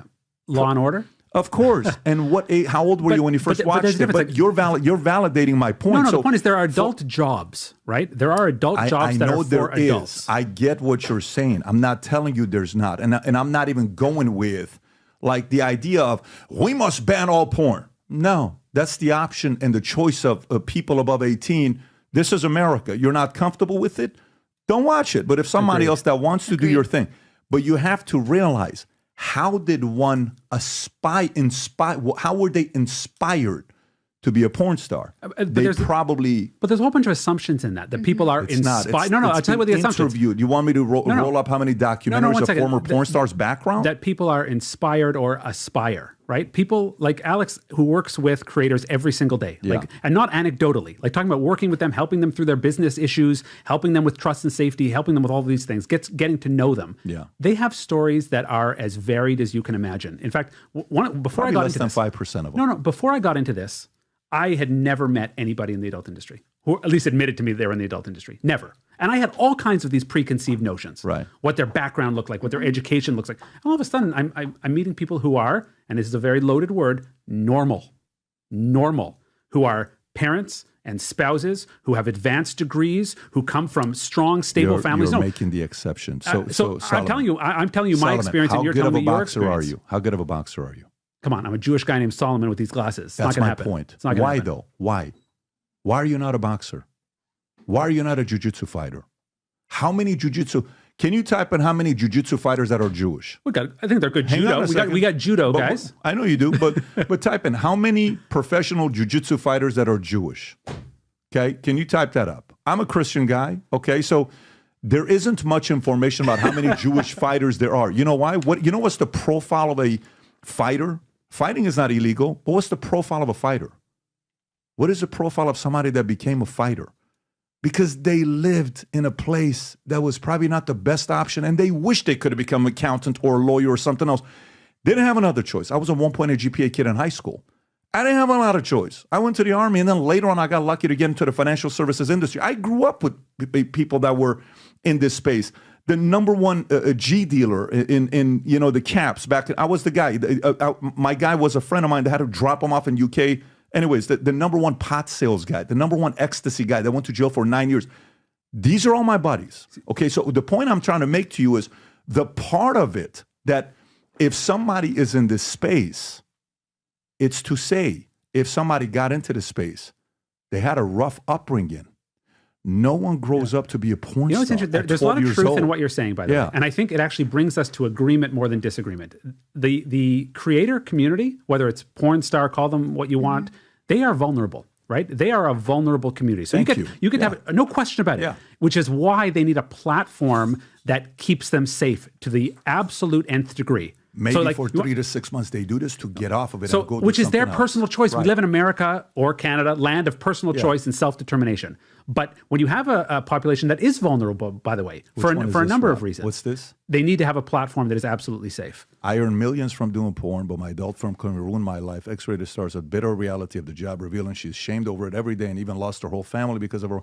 By the way, this is just one story. This is the Daily Mail, and this is a story about Riley Reid, who is a multimillionaire and who owns her own agency. Do you know how many stories we can? Sorry, her own agency of what kind of She agency? has her own content management agency. She's happily married with a kid. Alexandra, what I'm trying to say to you is, I can give you hundreds of stories like this.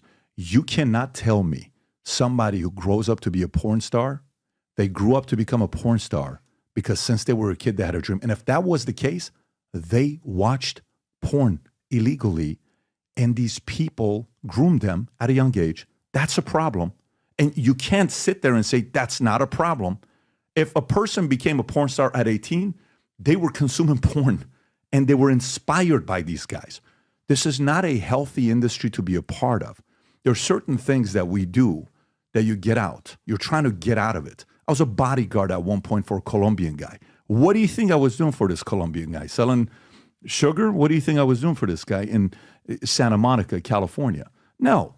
But there was a time where I'm like, hey, what's going to happen with this? I don't know if I want to do this. And then boom, I'm out.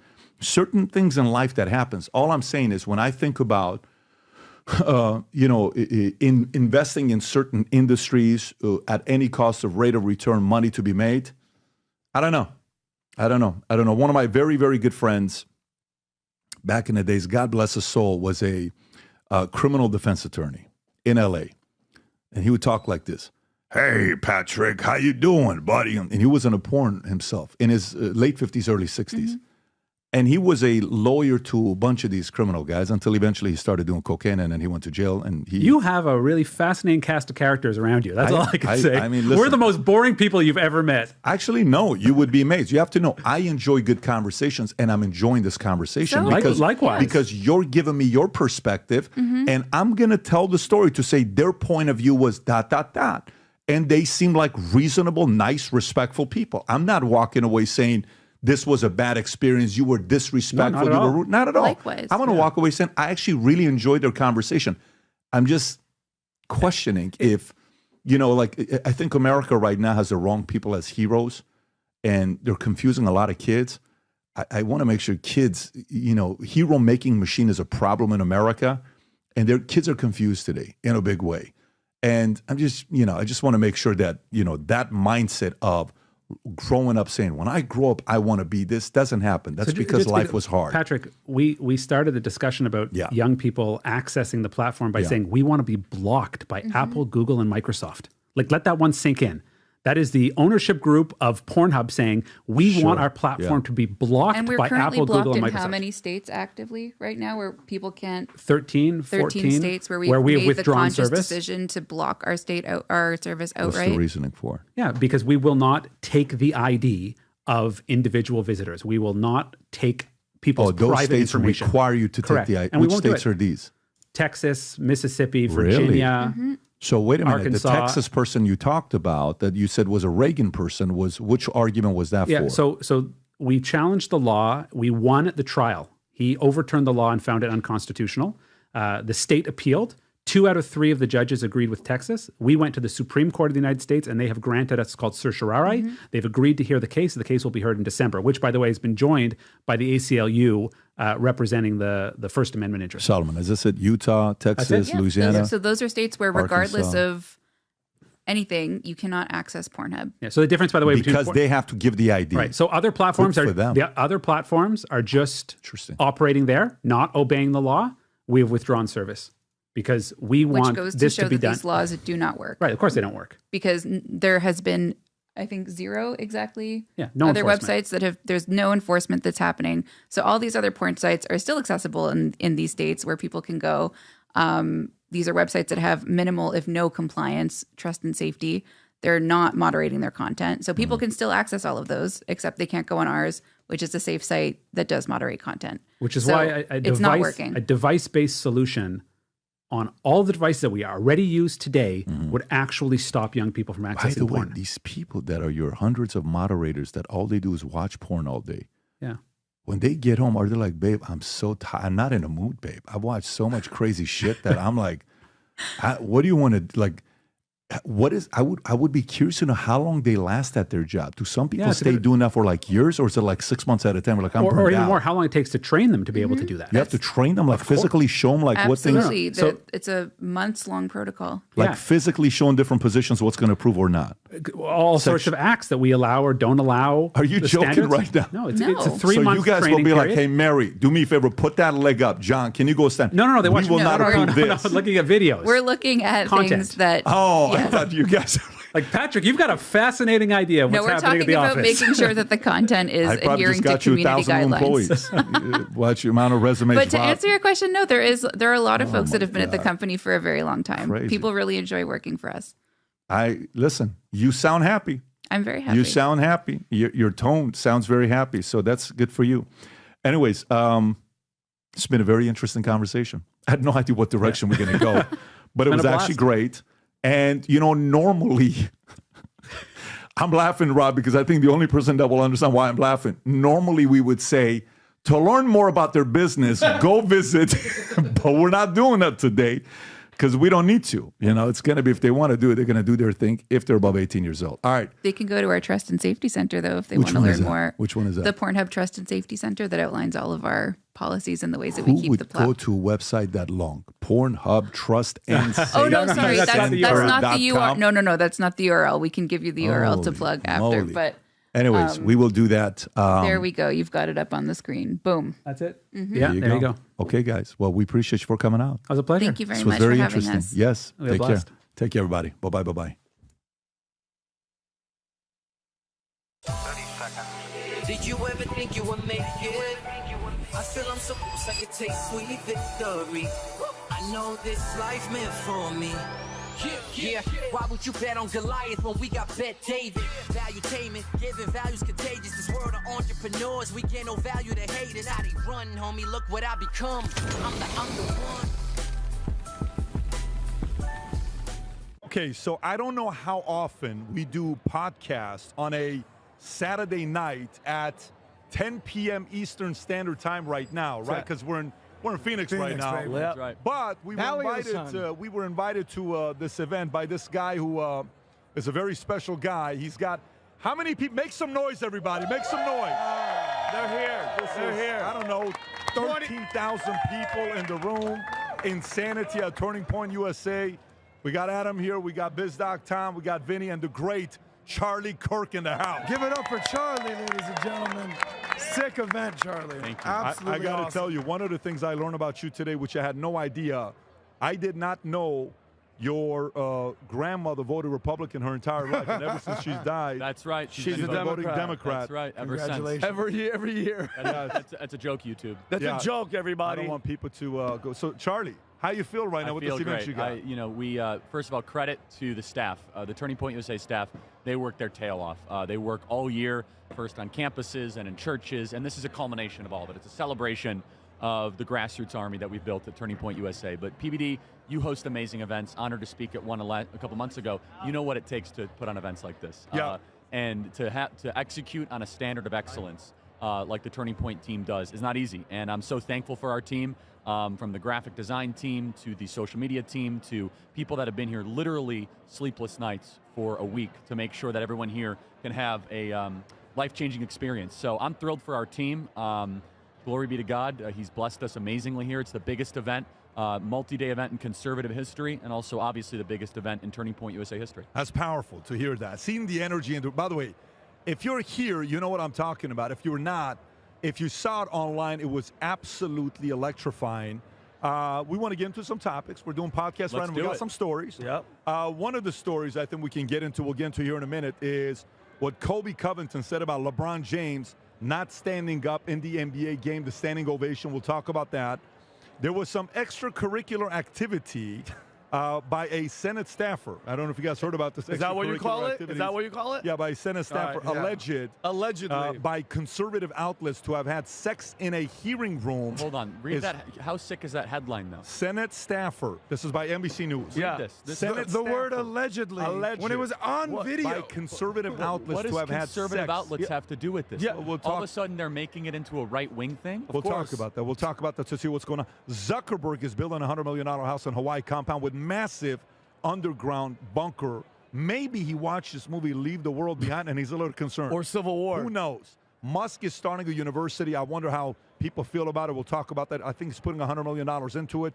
IBM. Did you see the IBM video that was released James with the CEO? Yes. And by the way, James O'Keefe is here at America Fest, and we should have his back. He's had a tough year, and he just posted a big win. That was a massive win. We'll talk about that as well. Still working for us. Mortgage payments on a new home have seen 90% rise under Biden's presidency. And then we got a couple other stories we'll get into. One of the ones I want to get into, which is kind of an interesting story. They ran numbers on the top 10 male models, what they make in total, versus top 10 female models. Again, top 10 male models, top 10 female models, what the 10 make against each other. And I think it's unfair, if you ask me. From your face, I can tell. From your face, I can tell. When you look at the numbers, I think we need to do something about it. We need congressional hearings. I agree. So before we talk about that stuff, let's first go to our sponsor, Rob, if you want to play this clip, American Hartford Gold, and we'll get on to all these stories. So look, I've been in the financial industry since 9/11, the day before 9/11, and I've owned stocks, bonds, mutual funds, real estate, crypto, gold, you name it, I've owned it. But the one thing that's very important part of my portfolio all these years is gold. I love having a percentage of my net worth in gold that I have access to in case of many different things. That's why we chose to work with our new sponsor, American Hartford Gold. If you have retirement funds that you cannot afford to lose, American Hartford Gold will ship physical gold or silver directly to your door. Also, if you have retirement funds that you can't afford to lose, now is the time to call American Hartford Gold, a precious metal dealer you can trust. They have the finest products, amazing customer service, and a buyback commitment. They've earned a 5-star rating from thousands of reviews and an A+ from the Better Business Bureau. Tell them I sent you and they'll send you up to $5,000 worth of free silver on your first order. So click on the link in the description or call 866-939-6984. Again, 866-939-6984. All right, are we back, Rob? Are we good? Okay, so let's go into the story here. First one, IBM has a secret weapon that's bringing in billions, the Motley Fool. IBM's strategy involves selling clients on its platform, the open shift. Let me see if this is the story or not, Rob. That's not the one, Rob. The story about IBM is what James O'Keefe did. No, it's because of this. Yeah. Oh, okay, let me go through this. Okay, IBM's strategy involves selling clients on its platform like OpenShift and Watson X, which generates a multiplier effect. CFO Jim Kavanaugh revealed that every $1 of revenue spent on these platforms results in $3 and $5 additional spending on software and between $6 and $8 additional on services. Rob, I don't know if this story matches the other one. I can connect the two, though, PBD, because it's super important. Okay, so then let me read the whole thing, and then I'll turn it over to you. IBM, while offering its own public cloud computing platform, partners with leading technology companies like AWS, Microsoft, and others. These partnerships have driven significant bookings for IBM, with Kavanaugh stating, our strategic partnership, we've got multi-billion-dollar book of business with AWS, with Microsoft, and SAP, and SAP, and next up are going to be Salesforce with Oracle and Adobe coming up. So tell us more about the story. So that story didn't get a lot of headlines. About AI, it's developing. But what the other IBM story is, which is going viral thanks to James O'Keefe, is this one, where IBM was caught on camera, their CEO saying, give bonuses only to black employees and don't give them to white people. We should actively discriminate against white people. America First Legal has slammed IBM. They're potentially going to sue over a Title VI complaint. So what do the two have together, right? Anti-white attitudes, IBM, and AI. Tell us. Well, AI, it's who's going to write the ethics and the morals of the AI of tomorrow. So AI is going to become a woke superweapon. Oh, shit. So think about it. Who's going to tell AI right from wrong? Well, the code of ethics that govern IBM is going to be infused into the operating protocol of AI. So that story doesn't seem like it's related. Okay, they have a press release. They're making all this money in AI. So let's pretend you go into the AI that IBM is developing, a ChatGPT type model, right? Yeah. You ask the question, can black people be racist? And the IBM AI would eventually say no. They would say, what is racism? And they'd say racism is not individual prejudice, but a power struggle of what I'm getting at is that two seemingly disconnected stories here, IBM making a ton of money on AI and their woke culture. This is the danger, the clear and present danger of artificial intelligence is less about Terminator. That's a thing, but it's more about giving the woke mind virus a thermonuclear weapon to redesign society. Because at some point, something has to tell the AI what is true and what is good. And the IBM Code of Ethics, I kid you not, I have it in front of me, and you guys can look it up. IBM has a 10 commandments. Elon Musk just responded to this. A 10 commandments, a DEI 10 commandments, allyship commandments. This is IBM. Openly acknowledge privilege and systemic racism exist and result in trauma. 2, never question the reality of our black friends and colleagues. 3, reject the idea that race is political. Accept that white people are responsible for dismantling racism. 5, understanding only white people are racist. Wait, this is an official document of IBM. IBM's document. Rob, can you pull this up so we can show this to the audience if you have this document? Yeah, that's it right there. This is O'Keefe broke the story. Number 6, knows the black community owes us nothing in this work. 7, require acknowledgement and repair of inevitable mistakes. 8, is never rooted in white saviorism. 9, sees the black community as a group of individuals and not as a monolith. 10, does not seek recognition or praise for a job well done. So this is called allyship. So I want to just emphasize one of them, and I was just sprouting it to my head. No, understanding that only white people are racist. That is the 10 commandments of IBM. So the 10 commandments of IBM are quietly going to be inputted into the AI of tomorrow.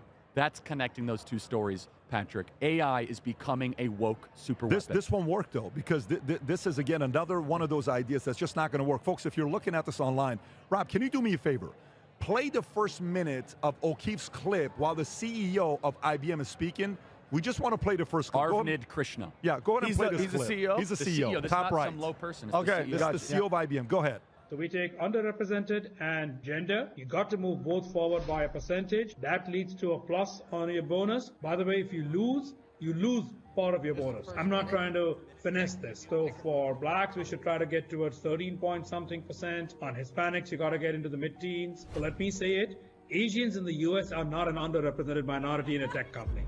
James O'Keefe here outside of IBM's corporate headquarters in Armonk, New York. An IBM insider has provided us with an internal video showing the CEO of IBM, Arvind Krishna, using coercion to fire people and take away their bonuses unless they discriminate in the hiring process. Let me go deeper into Red Hat. Multiple leaders over the last year plus that were held accountable to the point that they're no longer here at Red Hat because they weren't willing to live up to the standards that we set in this space. This conversation takes place every single day, and a lot of it's behind the scenes. They terminated executives that didn't discriminate, yet another violation of Title VII. One of the biggest companies in the world, one of the most valuable and recognizable brands on earth.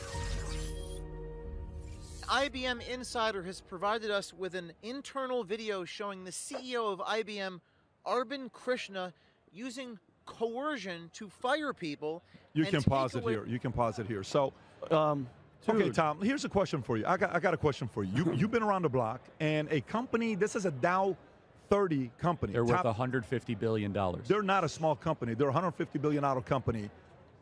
They may do something like this. This is as of when, Rob? Yeah, this is 1 day? $148 billion. I was right, yeah. Can you do me a favor? Go to 5 days to see what happens to their stock.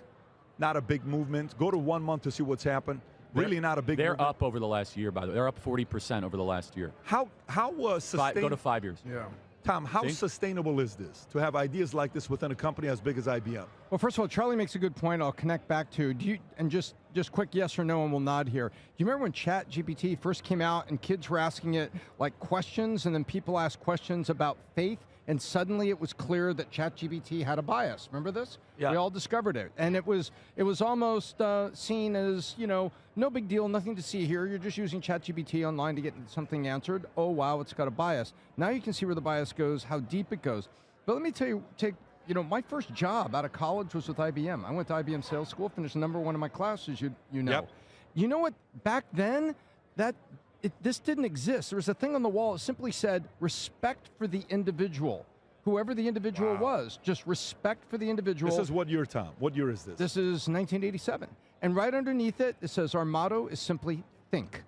And that's what it was. right. And that company has devolved The CEO into had it on his this. desk. Just think.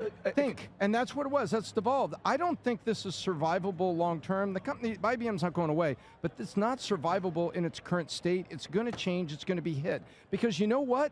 If IBM has an office in Oklahoma, there's a certain governor that just signed an executive order where you can't do this specifically. And there's a Supreme Court case this year that started with the Asians suing Yale for was it Yale? Yale for admission. They lost and they went to the Supreme Court, and then we got the anti-discrimination in admissions. It's all connected. IBM, this is going to cause cracks. Some people have they can't continue this. It's not sustainable in its current state. You know how they say, go woke, go broke. What's actually going to happen to IBM? What are the ramifications of something like this coming out, Charlie? Yeah, it's not like Bud Light because IBM is not used by the everyday person. Right. IBM is a lot of tailored type of contracts. It's literally called International Business Machines. That's what IBM stands for.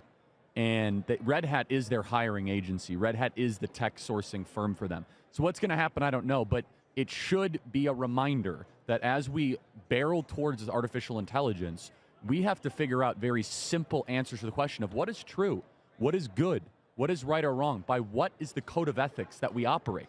And this is something that you look at what IBM believes in. They believe their 10 commandments are understand that only white people are racist, except that white people are responsible for dismantling racism, so on and so forth.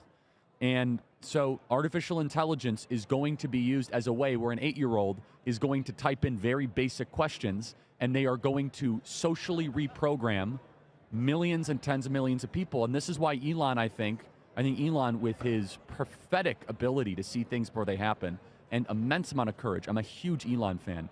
I think Elon, what keeps Elon up at night, and the reason he's acting the way he is he's connecting dots. Woke mind virus with AI. He has said this as much, where there will be a time where you ask AI something and it will give you an answer as if it's authoritatively true, even though it isn't. Charlie, can I say one thing, Charlie? So we keep hearing all this type of stuff. See what IBM, you just see this anti-white rhetoric is happening. Charlie, there's a war on white people. And here's my thing. What's the overall, what the hell are they trying to do? What's going on? They're actively trying everywhere, all over Europe, everywhere. It's just an influx of everybody else, and to hell with us and to hell with our country. So part of it is very masochistic. There are some people that just hate themselves, honestly, and they've been told to hate themselves, filled with guilt. It's basically slow motion suicide. Mm-hmm. However, whiteness is a filler term to just say power structure. Those people in power, right? So it is a Marxist framing of the world, oppressor, oppressed, and they say white people are the majority, therefore they are in control. And we must try and dismantle them. Look at the mayor of Boston. You're pulling it up right now. Yeah. Boston Wu, who has segregated Christmas parties where white people are not allowed. By the way, there are black-only dormitories at dozens of colleges, probably hundreds now, dozens that I know of, black-only dormitories. And this is where it ends up. It ends into this really sick racial apartheid state where white people have less rights. I'll give you another example. When monoclonal antibodies were distributed in the city of New York, until they got caught, they were prioritizing people of color in the city of New York. Life-saving monoclonal antibodies were distributed and were prioritized to people of color, and white people had to wait. Now, they got caught. It's against the law, and they retreated. Go look up the new University of Michigan Hippocratic Oath, where the doctors and nurses of tomorrow, see, look at that, New York City will consider race when distributing life-saving COVID treatments. So where are we heading? We are headed to an AI-based social credit system where if you are white, you have points docked against you. That if you're a person of color, you get special tokens. This is a reconfiguration of racial apartheid. It's the death of meritocracy, and it's a backdoor way to destroy Western civilization. Because Western civilization is against this crap. It's against the toxicity that race matters. One more thing on this topic. So a month ago, maybe even 2 weeks ago, They can hear us now. Hey, Hi, guys. everybody. Hi, everybody. See, now we can get some spirit going, right? I'm glad we got that. Night and day. Yeah. Yes, that's good. Shout out to James O'Keefe, because why is this so important? A month ago, not even less than a month ago, the biggest story in the news was what was going on with ChatGPT and Sam Altman, right? The hostile takeover of the company. He was in, he was out. He was in, he was out. Now he's back in officially. But these types of conversations, especially around AI, need to be had now. Yes. The sooner the better, for the sake of humanity. Yes, and so what Elon wants is he says, why can't we have an AI that is not programmed political, as if you're asking MSNBC the questions, or you're asking Nicole Hannah-Jones, you're asking Robin DiAngelo. That's a good goal, whether it's achievable or not. And so, Patrick, that's a question. And the question for you, because you alluded to this, we didn't really land the plane. Is this popular? Is this going to continue? Here's the issue. The regular people here at America Fest, by the way, people of all different skin colors and backgrounds and diversity, they think this is terrible. The question, though, is that the elites, they're buying into this. The elites are bought into an anti-white, anti-Western, anti-Christian agenda. This is going to reach a boiling point because the grassroots, the people aren't putting up with it. This is a top-down revolution. I don't disagree. I don't think it's sustainable. I don't think it's going to work. I think it needs to piss off the people who are wanting to fight for it and stand up, kind of like what Elon is doing. We talked about it earlier today, where there is 3 different ways to contribute. One is with your time, one is with your money, one is with your voice. If you have a platform, talk about it. If you got time, give your time to somebody. If you got the money, make the right investments into companies that want to do something about this, and that's what Elon Musk is doing. Elon just spent $100 million. I want you to think about this. He put $100 million into a new university. Elon wants to open up a new university in Texas. This is according to the story, The Verge. So Elon Musk plans to establish a university in Austin, Texas with a $100 million contribution from his charity, the foundation. What time is that? The university will focus on STEM education 9? and offer instruction in subjects like math, science, engineering, and physics. It aims to provide hands-on learning experiences and simulations while seeking accreditation from Southern Association of Colleges and Schools Commissions on Colleges. In addition to the university, Musk's plan includes building STEM-focused primary and secondary schools that will teach subject beyond STEM. These K-12 schools will initially enroll around 50 students with the intention of scaling up over time. This is an example of somebody that's making their money and using their money to fight the elites. When you see Elon doing something like this, Tom, for somebody whose daughter, we cannot publicly say it, yes or no? We cannot say it or we can't say it? Don't say the school. Don't say the school? Okay.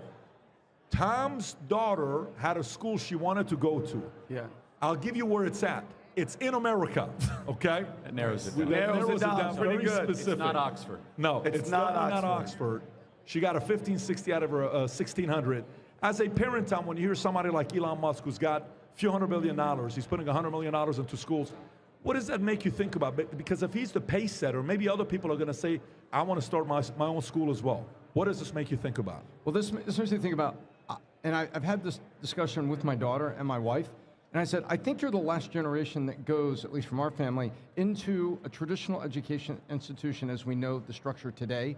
I don't think my grandkids will do this. I think that you have people like Elon Musk, like you and me, that feel passionate about education, that are going to build a next generation and a next level of education in America. And what I think about, I really think this is the last generation, at least I'm going to be involved with, that goes to these traditional colleges in a traditional way.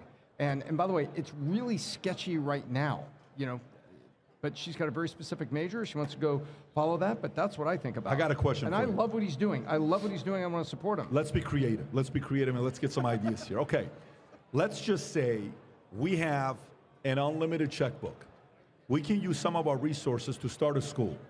What would you build as a school to be unique and different than other schools out there? How would you build a school? What would you do in your school? This goes to everybody here. Tom, I'll start off with you. I'd go right back to the tradition of debate, because debate has become, you know, just loud argument. There was a tradition of debate where you had a elegant way, and there was rules of debate to come bring in a point, have a counterpoint, a rebuttal, and then a review by your peers at the conclusion of that debate, called the discussion of your classmates, or a discussion by a panel. I would bring back debate of both sides, bringing both sides in, so people could see the logic and the true winner, rather than being told who the winner is. Vinny, what would you do? I'm curious. I mean, I remember what Pledge Allegiance. Did they take that out of school too? Probably. Just something in the beginning where you shout out your country and you basically get everybody on the same team. And they stopped doing all that. Charlie, you got a school, whatever we want to call the school, we can call it.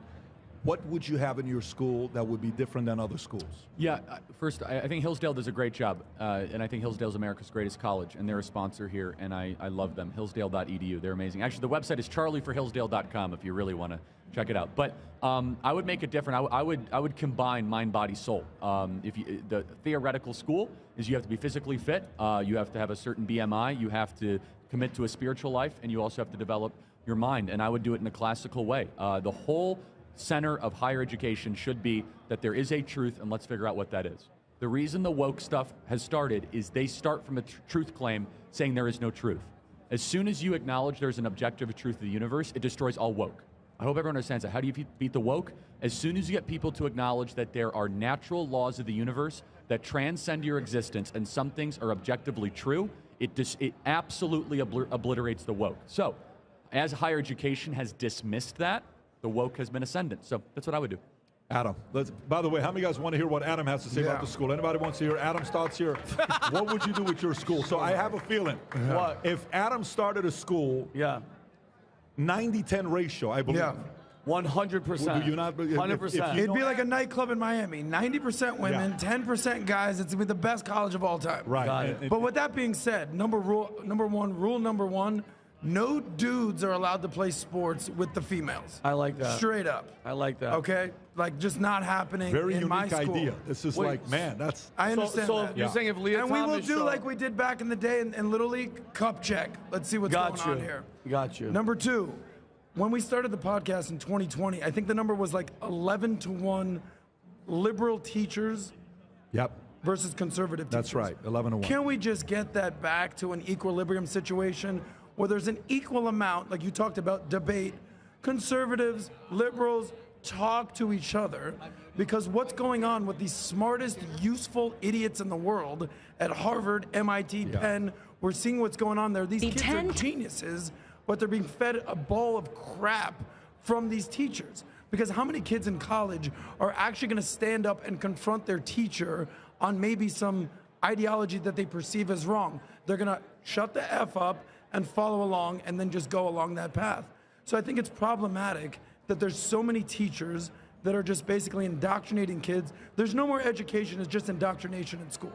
Now back in Florida State, when I was there playing ball and having fun, we didn't really have to get into all this woke situation. They go to class at Florida State? No, but Charlie, that's how you end up on a podcast with PBD. And Pat, I think especially in the younger age, like what do cops walk around? That. What about Arizona State, guy? What are you talking about? I didn't go to college. He didn't even go to college. Yeah, We're here. Don't go to college. It's a scam, everybody. College is a scam. You should write a book The about university it. system is broken. Hey, the college debt is That ridiculous. looks like a good book. It's called The College Scam. The college scam. You did write a book about it. Pat, what do cops wear on their the cameras?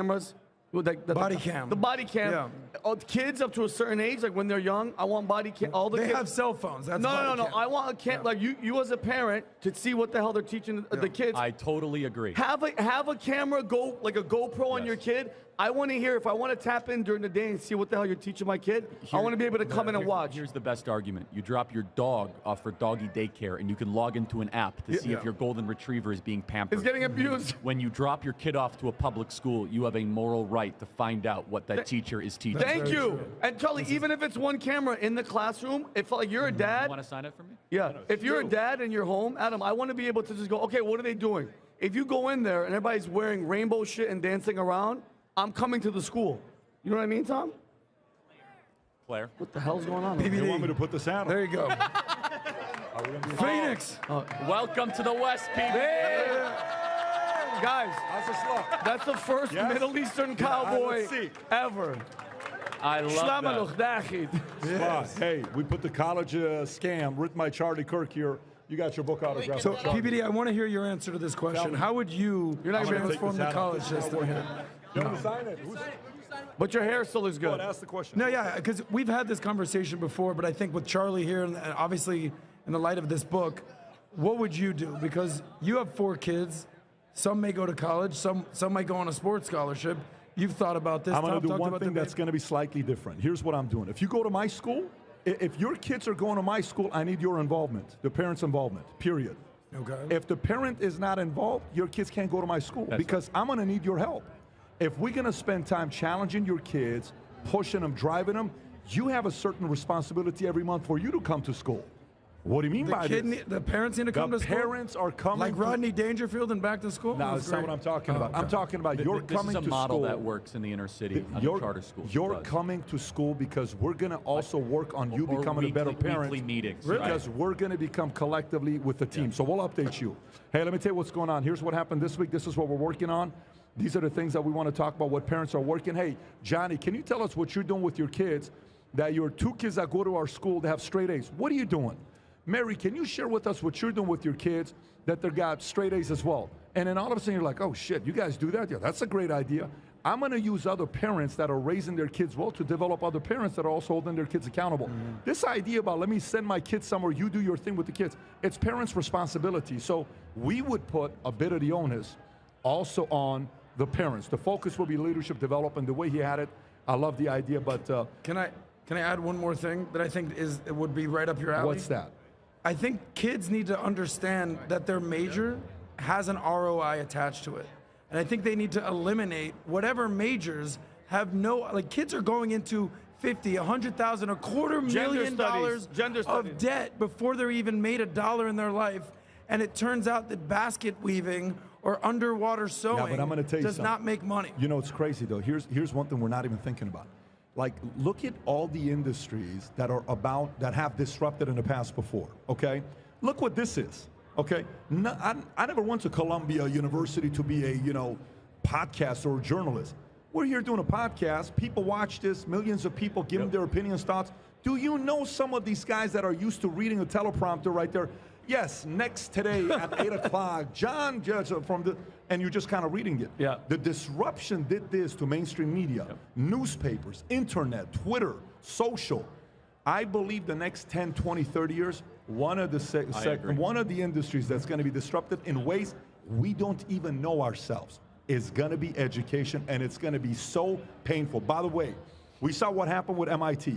We saw what happened with Penn. We saw what happened with Harvard. They didn't fire the president. They can't. Gay, right? They can't fire. We're not going to be doing that. They redefined plagiarism yesterday in their bylaws. By the way, you know what I love? I love that they did that. You know why? If you're a parent and you're still thinking Harvard's the pinnacle of school to go to, you are a fool.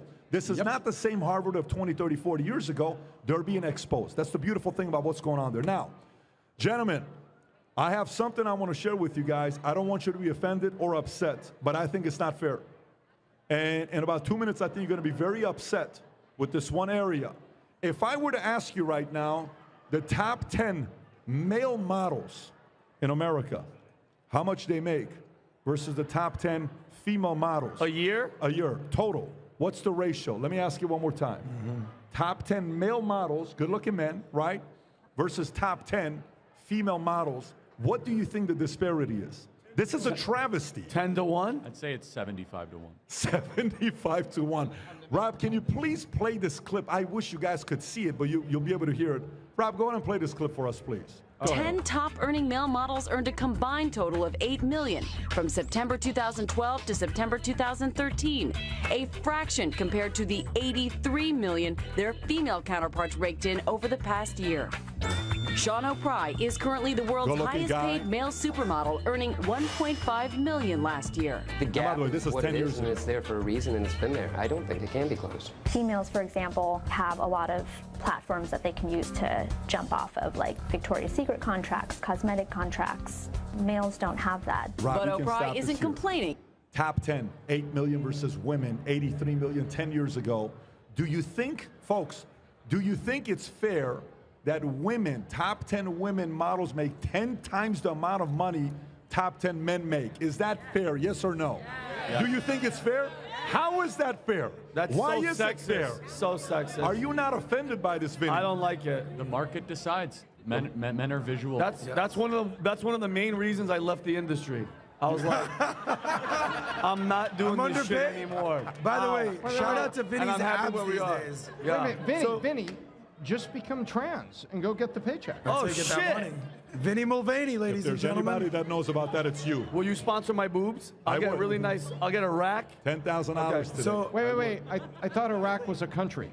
No, not Iraq. Not Iraq. Anyway. By the way, you know what is funny though? As Something much else. as we're having fun with this and we're joking around, this is when somebody sits there and says, "Well, look, who wants to go watch male models the way they want to watch female models?" You know, back in the days, there was Mr. Universe.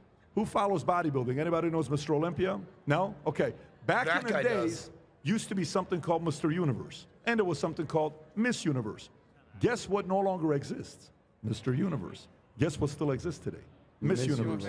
Unfortunately, Miss Universe is being ran by a man today. Trans woman. I don't know if you guys have seen that video or not. Trans women. Trans women. By women. That's right. But is it still? She. Whatever. He's Is he about still- to go bankrupt. He bought it for $20 million. He's going bankrupt. They don't know what they're going to be doing with it. Wonder why. This is another example Should have got where the MBA instead of boobs. when you show the numbers, somebody can look at it and say, give me a flipping break.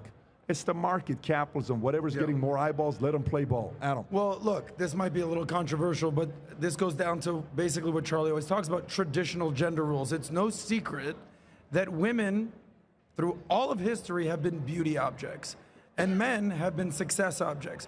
I live in Miami. Believe me, I see fat, sloppy dudes worth $1 billion hanging out with supermodels. How did that thing work out?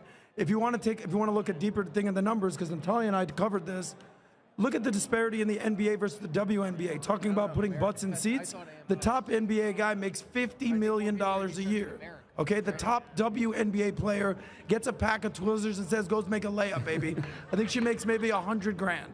So it's the same. If you want to use sports success as an analogy and a metaphor to what's going on in modeling, men in the NBA are making $10, $50 million a year. $5 million is the mid-level exception. If you're average, $5 million. In modeling, I think Kendall Jenner, Bella Hadid, Gigi Hadid, these people are making $20, $40, $50 million a year, where Hot Bill over here makes a cool mill, and that's all he's going to get. What's wrong with Hot Bill? There's nothing wrong with Hot Bill, but it Good-looking ain't guy. for me. Yeah. He's a good-looking guy. All right, let's go to the next story. This is the Senate story. So Senate staffer, if you guys okay with this, Charlie, I'm coming to you Is first. everybody on this ready one. for this? Speaking of hot dudes. Oh yeah, it's a subject matter I'm really familiar Yeah. with. It's, I'm the subject matter expert. Senate staffer alleged by conservative outlets to No, have you got to dwell on the headline. Yeah. You have Well, to. listen, I'm reading what NBC. If they say it, it's correct, right? If they say it, you got to believe them. No, I know, but the fact that what the heck does a conservative outlet have to do with this? Charlie, I know you're dying to give us your feedback on this. Let me first read the story. You're Now, right, let me read you're it. right, you're right. Charlie's fired up. Folks, Senate staffer alleged by conservative outlets to have had sex in a hearing room is no longer employed. NBC News. So Aiden, a Senate staffer accused by conservative outlets of engaging in sexual activity in a Senate hearing room, has been confirmed as no longer employed by the U.S. Senate. According to a statement by his office, the allegations stem from a video published by the Daily Caller claiming to show a congressional staffer involved in sexual activity within a Senate hearing room. Now listen, I don't know if we want to show this clip or not, but Yes. Rob has been showing it to me all day. Yeah. Listen, we're all grown-ups here. We're going to show you the clip, and you're going to like it. if you haven't seen it, we're not going to show it to you. I'm sure you've seen it. Here's a question I got for you. When you see something like this, okay, and by the way, did you see his response, what he said? I have the whole. Can you read his response? So, by the way, Most millennial response. Listen to his response. So Go mind ahead. you, It's our fault he had gay sex in the Senate hearing. It's and filmed it. homophobic. How dare you And make you me will do this? And you will be held accountable by a court of law By the way, for judging me. and by the way, Can we at least show an image? We don't need to see the video. No. So this has been a difficult time for me. Hold on, I'm going to read it like him. As I've been attacked for who I love to pursue this political agenda. While some of my actions in the past have shown poor judgment, I love my job and would never disrespect my workplace. Any attempts to characterize my actions otherwise are fabricated. All right, and I will see by exploring what legal options are available to me in these matters. Wait, fabrication? No, it's called fornication, Tom. That's what it is. But Tom, Charlie, thoughts on this, Charlie? Yeah. Man, this is Sodom. I mean, pure and simple, this is Sodom and Gomorrah stuff. I mean, we will be judged. I mean, the desecration, the depravity of what was once sacred. But honestly, this is a pattern. what is holy, and in Hebrew, holy means separate, elevated, is being desecrated on a daily basis. Joe Biden had this like transgender stripper goes topless on the White House lawn. Alleged by a conservative outlet. Meaning alleged being, I don't use the word transgender. I think it's all fake. But the right there, right? The Joe Biden stripper on the White House lawn. That was Trans Day, right? Or Pride Day? They had the pride flag center stage. Dylan Mulvaney is given special access into the White House. Cocaine is being done in the West Wing. It shouldn't surprise us that Senate staffers are not just having gay sex in the Senate hearing room, they are filming it. They're filming it. And then he has the gall. Yeah, or some anatomy. Yeah. It's our fault, Patrick. Yeah. How dare you? How dare you? You made me do this. Look what you made me do. Yeah. Look what you made me do. You made me have by the way, let me just hold on one second. This is a pattern I'm seeing from the media. The very similar, look at the Politico story, by the way, of the Virginia House candidate. It came out recently, Virginia House candidate, sex tape. This whole profile piece in Politico. Yep, that's right here. And I know it should be more recent. Yeah, this is it. Her online sex life was exposed. She lost her election. Now she's speaking out. Nowhere do they mention. She live streamed it. She live streamed her sex life. They didn't find it on some sort of internet thing. Yeah. Rob, get the link. She posted. No, stop it. Stop it. This is a family. By the way, can somebody help find Vinny and Adam a wife, please? This is America Fest, family friendly, wholesome. Got it. Think homeschool. Okay, Got it. That's America Fest. We're out of Miami. Okay. Got it. What's wrong with Miami, Charlie? No, there's plenty wrong with Miami. Okay. Anyway, the point is this is a pattern. Okay, the degeneracy, the depravity. Let me ask you a question, Charlie. How does the enemy process this? So let's just say Xi, China, Iran, Russia looks at us. That's a really good question. What do you think they say? What does the enemy see? So we know it. I mean, if you read Putin's speeches, again, I'm not like a big Putin fan, but you should know he uses it as an internal rallying cry to consolidate power. And this is something that we need to talk. I said this all along, that the subtext of the Ukraine war is like gay agenda versus traditionalism. Again, if you read the actual Russian Federation speeches, Putin says they're transing their kids and they're chemically castrating. Again, I'm not a fan of Russia. It's not a free society. It's not an ideal society. But it's true that the trans thing is pushed by NATO. It's pushed by our intel agencies. The pride flag is shown prominently by our government. And if you actually read deeper, the spokesperson for Zelensky was a trans person for the last 2 years. So in some ways, Russia uses this as an excuse to say, hey, people of Russia, I guarantee you, and by the way, they're going to show this like nonstop. If you watch RT, which I don't, if you watch any of these Russian television stuff, I guarantee you they're going to say, see, look at the Americans. This is why we have to reject the West. You have to understand, the narrative going on in the East is that America is the leader of modernity, and modernity gets you the following. Gets you live stream gay sex in your capital. It gets you lots of suicide. It gets you a lot of depravity. It gets you lower birth rates. It gets you pornography. It gets you transgending of kids. Some of that is true. Some of it's an exaggeration. But what do our enemies? The easy answer is that they're laughing at us. No. You just gave Vladimir Putin a gift where he is now going to give a speech and say, by the way, the people financing this war against you, where you people of Russia, where they took the vote, at night, they are live streaming gay sex. That's what this war is all about. Yeah. It is the internal rallying cry of the Kremlin. And by the way, it's such an easy argument to make fun of the enemy. It's like, look at these clowns over there in America. Easy. There was once a great... It's not a mockery, though. They use it as fear. The people of Russia, actually, they don't laugh at it. They're like, yes, Putin, stay in power, because we don't want that here. And so laughter, yes, but it's more like they use it as this is coming. When they hear Lindsey Graham say, we're going to come after, this is a war of offense. Lindsey Graham, Amy Klobuchar, Ukraine, war of offense a couple years ago. I didn't mean to interrupt you, Patrick, but what I'm getting at is the mockery by some, but the rank and file people of the mainland of Russia are terrified that the overtly aggressive gay agenda is going to come into Russia. And this certainly helps the argument. Look right there. The Saren Ashton Cirillo is a person born a man who became a woman, who thinks they're a woman, who was the spokesperson of the Ukrainian armed forces.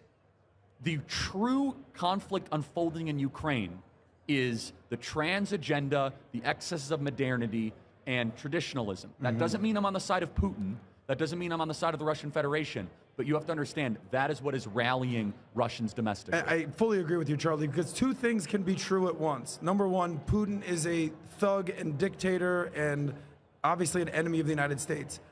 But we're embarrassing ourselves when we are endorsing and co-signing the LGBTQIA+, whatever parts of the alphabet you want to throw in there.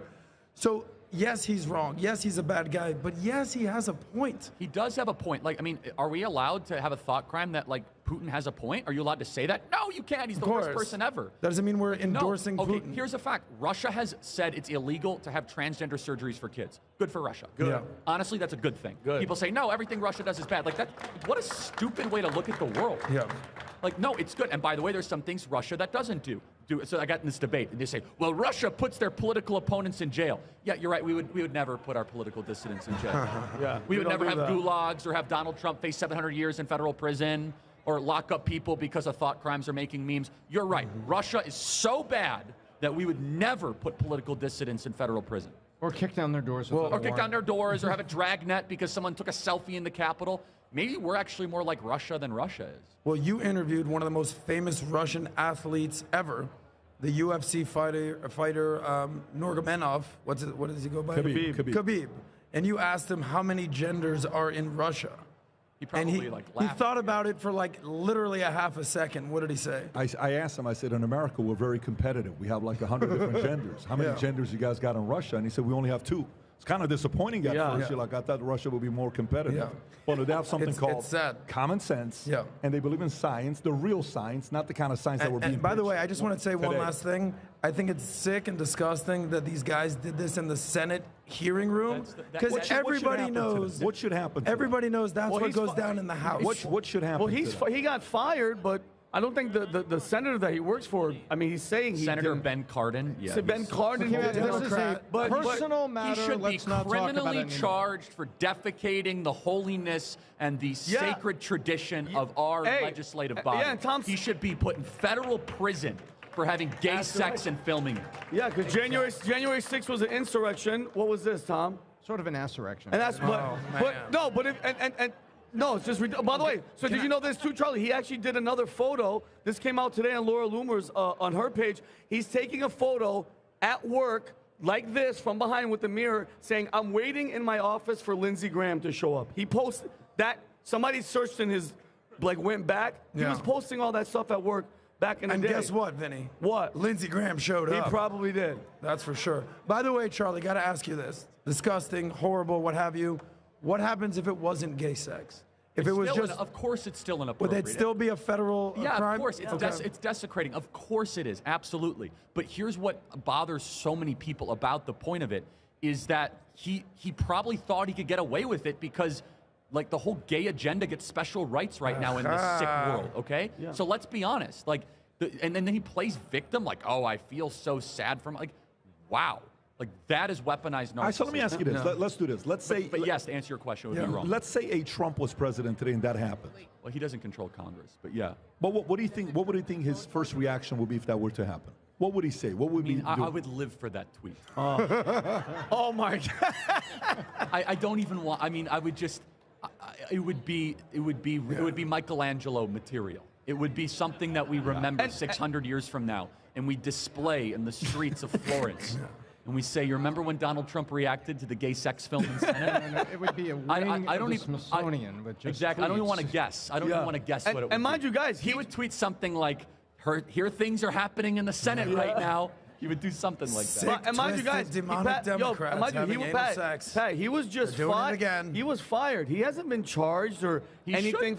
He should be. He will. No. He's a Democrat. He'll be fine. Trust me. He got fired because they have to fire him. Let's see what happens. What he did is worse than what 99% of the people on January 6th did. 1,000%. What he did is worse than what 99% of the people did on January 6th. By the way, that's not even that big of a shocking statement. Well, I'm going to get clipped. That's why I repeated it for the degenerates at Media Matters that probably enjoyed the video. Yeah.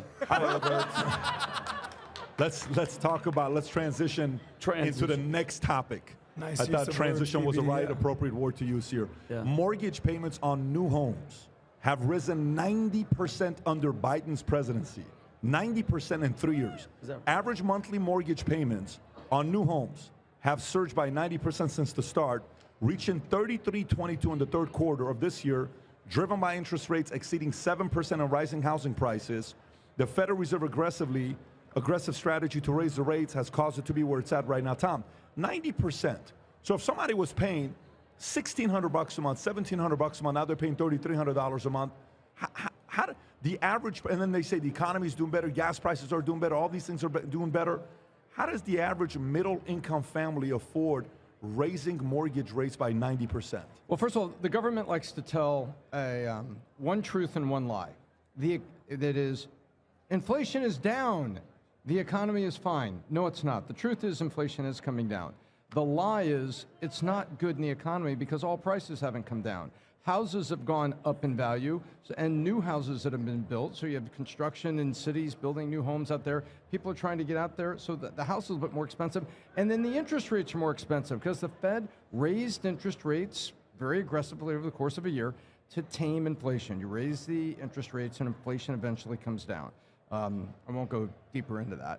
But what has happened is now people go out to buy a new home, a starter home or something, and the interest rate has effectively doubled the payment in some places with a national average of 90%.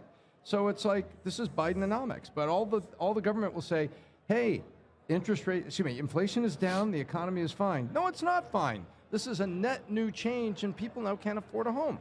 Tom, the stock market the other day, when Jerome Powell got up, market rallied up 500-600 points in a single day. What did Jerome Powell say on that day that got the market to respond the way that it did? I think inflation is reacting to the interest rates going up. So I think over the course of the next year, interest rates can gently come down. But they're not going to go back down to where they were. They're just going to, today mortgages are like 7.5, depending on what you want to look at.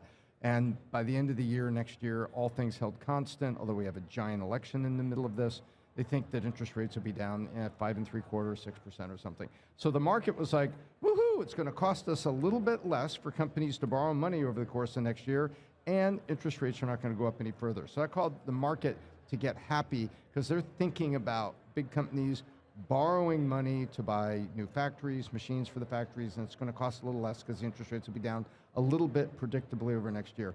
But it doesn't mean a lot for the consumer because they're not coming back down to some bottoming out that's going to take mortgage payments back to where they were 2 years ago. So I've been following this story very closely because I'm constantly having conversations whether it's better to buy, whether it's better to rent. And you know who's done the best job of basically highlighting what's going on in America right now? Wall Street Journal. If you pull up Wall Street Journal, you'll see the headlines saying things like, there's never been a worse time to buy, okay? And also headlines like, the math just does not add up to buying a home right now. Could it be any clearer? 47 of the top 50 metros in America, there's never been a worse time to buy instead Show rent. the chart below, by the way. There's a show chart that chart. below. If you can find that. In 47 of the top... it to your app. 47 of the top 50 metros in America, it is significantly $1,000 or more cheaper to rent. You're talking LA, Phoenix, Miami, DC, Boston, New York, name a city. There's 3 metro areas where it is actually financially better, cheaper to buy. What are those 3 things? Pittsburgh, Birmingham, Alabama. Damn right. And then I think Jacksonville, Florida, I want to say. But the reality is, if at this point in your life, if you're looking to rent or buy and you're not a person that sort of has those 3% mortgages been grandfathered in, it's not even a debate at this point. The math is not on your side. Couple that with the fact that mortgage rates are at what, 7.25 now. I think it went to 6.95 this week. The math is not there to buy whatsoever. Well, Pat, is it going to, I mean, he's saying it might go down if everything stays the same in a year, but Tom, it'll never, ever go back to what we were used to? I think what it would take to go back to what we were used to is something we've experienced once before, which is a cataclysmic event in the economy that no one wants to see. What you also have to remember here is for so long, and I think this is something I've been saying over and over again on the podcast and other places, it has been beaten into people's head that being a renter or renting is somehow a dirty word. No, it's not. Mm-hmm. It can be it's a personal financial choice. where you can actually conserve your resources, be more flexible of where jobs might be or not be, and be able to move, and then taking savings out that might be earning some interest and permanently embedding them in your house that might not go up in value. And also, the difference there is just the payment. Once the value of the house has gone up, as if you're going to own that house, if the hail damages the roof, that's yours to repair. Well, let me add one more thing. There's the mathematical side of things, and there's the emotional side of things. So we've all been told forever and ever that the American dream is to basically own a piece of America, own a home, right? 94% of Americans believe that owning a home is a fixture in the American dream. But yet less than half believe they'll ever be able to afford a home. So what's happening to the American dream? People say the American dream is dead. The American dream is dead. The American dream, especially for young people, everyone that listens to Turning Point USA with Charlie here, all the college students out here, the American dream is not dead. It has just changed. It's all about mobility. It's all about flexibility, and it's all about low overhead. So what does that mean? When you buy a house, what's the goal, right? To build equity in your house. So if you're just renting and you don't have a mortgage, you don't have a house, and you can't build equity, where can you build equity? Well, your investment portfolio, your digital wallet, hell, even your savings account. Build that bad boy up, and when the market turns in 2, 5, 10 years, boom, you're cash rich, and you can buy something at that point. And maybe have a few extra dollars to support your church, private school, or Turning Point, things that are doing good stuff in America. Great plug, Tom. I love Charlie, the sound of that. You're hired, Tom. Yeah. That's it. Tom is hired officially campaigner for. All right, let's go into the next. That with all my heart, actually. Let's go to the next story here. Rob, do you want to pull up the picture with the second greatest basketball player of all time, LeBron James? Can you just pull up this picture real quick? I just have to put that up there. So that's LeBron. They're singing a national anthem. You see everybody with their hands on their chest, except for the guy with the pink sweater, which is kind of weird. But he's sitting down, LeBron, and he walks up, doesn't stand up at all, doesn't stand up for the national anthem, sits down, doesn't get up, nothing. Kobe has something to say about it. Rob, do you have the Kobe Covington clip? And I don't know if you've seen this or not. Rob, can we even play this or not? He's fighting tonight. But PBD, I disagree. No, Kobe's the second greatest basketball player. You put Kobe ahead of LeBron? Oh, LeBron's a brat. He's awful. You put Kobe ahead of LeBron? Absolutely. Okay, well, that's a different debate. I'm actually very impressed by you saying that. I'm very impressed by that. Not even close. But I want you to play this clip. And folks, if you hear what he has to say, I'm curious to get your reaction. Go ahead, Rob. Can we hear it, Rob? If you hate America so much and you don't like this country that gave you... Go back a little bit. Yeah, go for it. Play again. Can you turn my mic on? If you hate America so much and you don't like this country that gave you $1 billion, leave it. Or come deal with me. You go to China. Go to these sweatshops that you employ all these laborers and use these women and pay them pennies on the dollar to make your millions. Fuck you, LeBron James. You're a coward. You're a spineless coward. And you're a bitch. By the way, I don't know if he said LeBron James or LeBron James, but I think he was trying to say LeBron James. The fact that he didn't say it right even makes me like him more. That's the best part. That's the best part. He didn't even give him respect enough to say his name. Here's a question for you. Here's the question for you. Say the average person's watching and saying, listen, man, you got 200 other stories to pick from. You're choosing this. Why is it such a big deal to stand up for, the ovation that they're doing? Why should he stand up for? Why is it so important for national anthem? It's a huge story. Why is that? It's a huge story because it's a micro of the macro. The macro is we have the richest people that have benefited so great from this country that are filled with ingratitude, and they've become bitter brats. Now, is it like civilizational altering that he didn't stand or not? But no, it's a picture. It shows you how the people that are worth $1 billion that have been given so much. This country has treated LeBron James so well. This country has blessed him beyond his imagination, and he can't even stand. Because, and by the way, it's not something like I didn't hear it or not. No, because he has bitterness in his being. Like LeBron James has never stopped being this like resentful, driven, like America's systemically racist. I think we obviously know that LeBron James has some like inner demons he has to work out, right? Yeah. But contrast that with Kobe Bryant and Michael Jordan, which again, Michael Jordan, better basketball player, Kobe Bryant, better basketball player, but also better people. I mean, Michael Jordan would never do this. Are you kidding me? Michael Jordan loves his country. Michael Jordan bashes victim mentality. And LeBron James is going to get away with it because there's this slobbering media that supports whatever LeBron James does. And LeBron James is more loyal to the Chinese Communist Party. If Xi Jinping walked in a room, he would say, "Sir, yes, sir." That's his true master. And so it is a picture of exactly what the average elite in America feels, which is, why should I stand for this? There's nothing great about this country. And part of why we have this event, America Fest, is that the everyday person, the plumber, the electrician, the welder, the parent, the student, we are done with the most powerful people using their power on a downward campaign to destroy our country. Like, leave the country, LeBron. Like, leave the country. You have $1 billion. Like, we don't need you. Like, the country has not been enriched by your dribbling around and shooting. You're not allowed to say that because it's racist. I don't care. That's what you do, okay? You have a talent for basketball. You're a bad person. We don't need you. In fact, the country would probably be better if you went to mainland China. Like, I can't think of, your school is not even functioning in Cleveland. Like, kids are killing the other kids.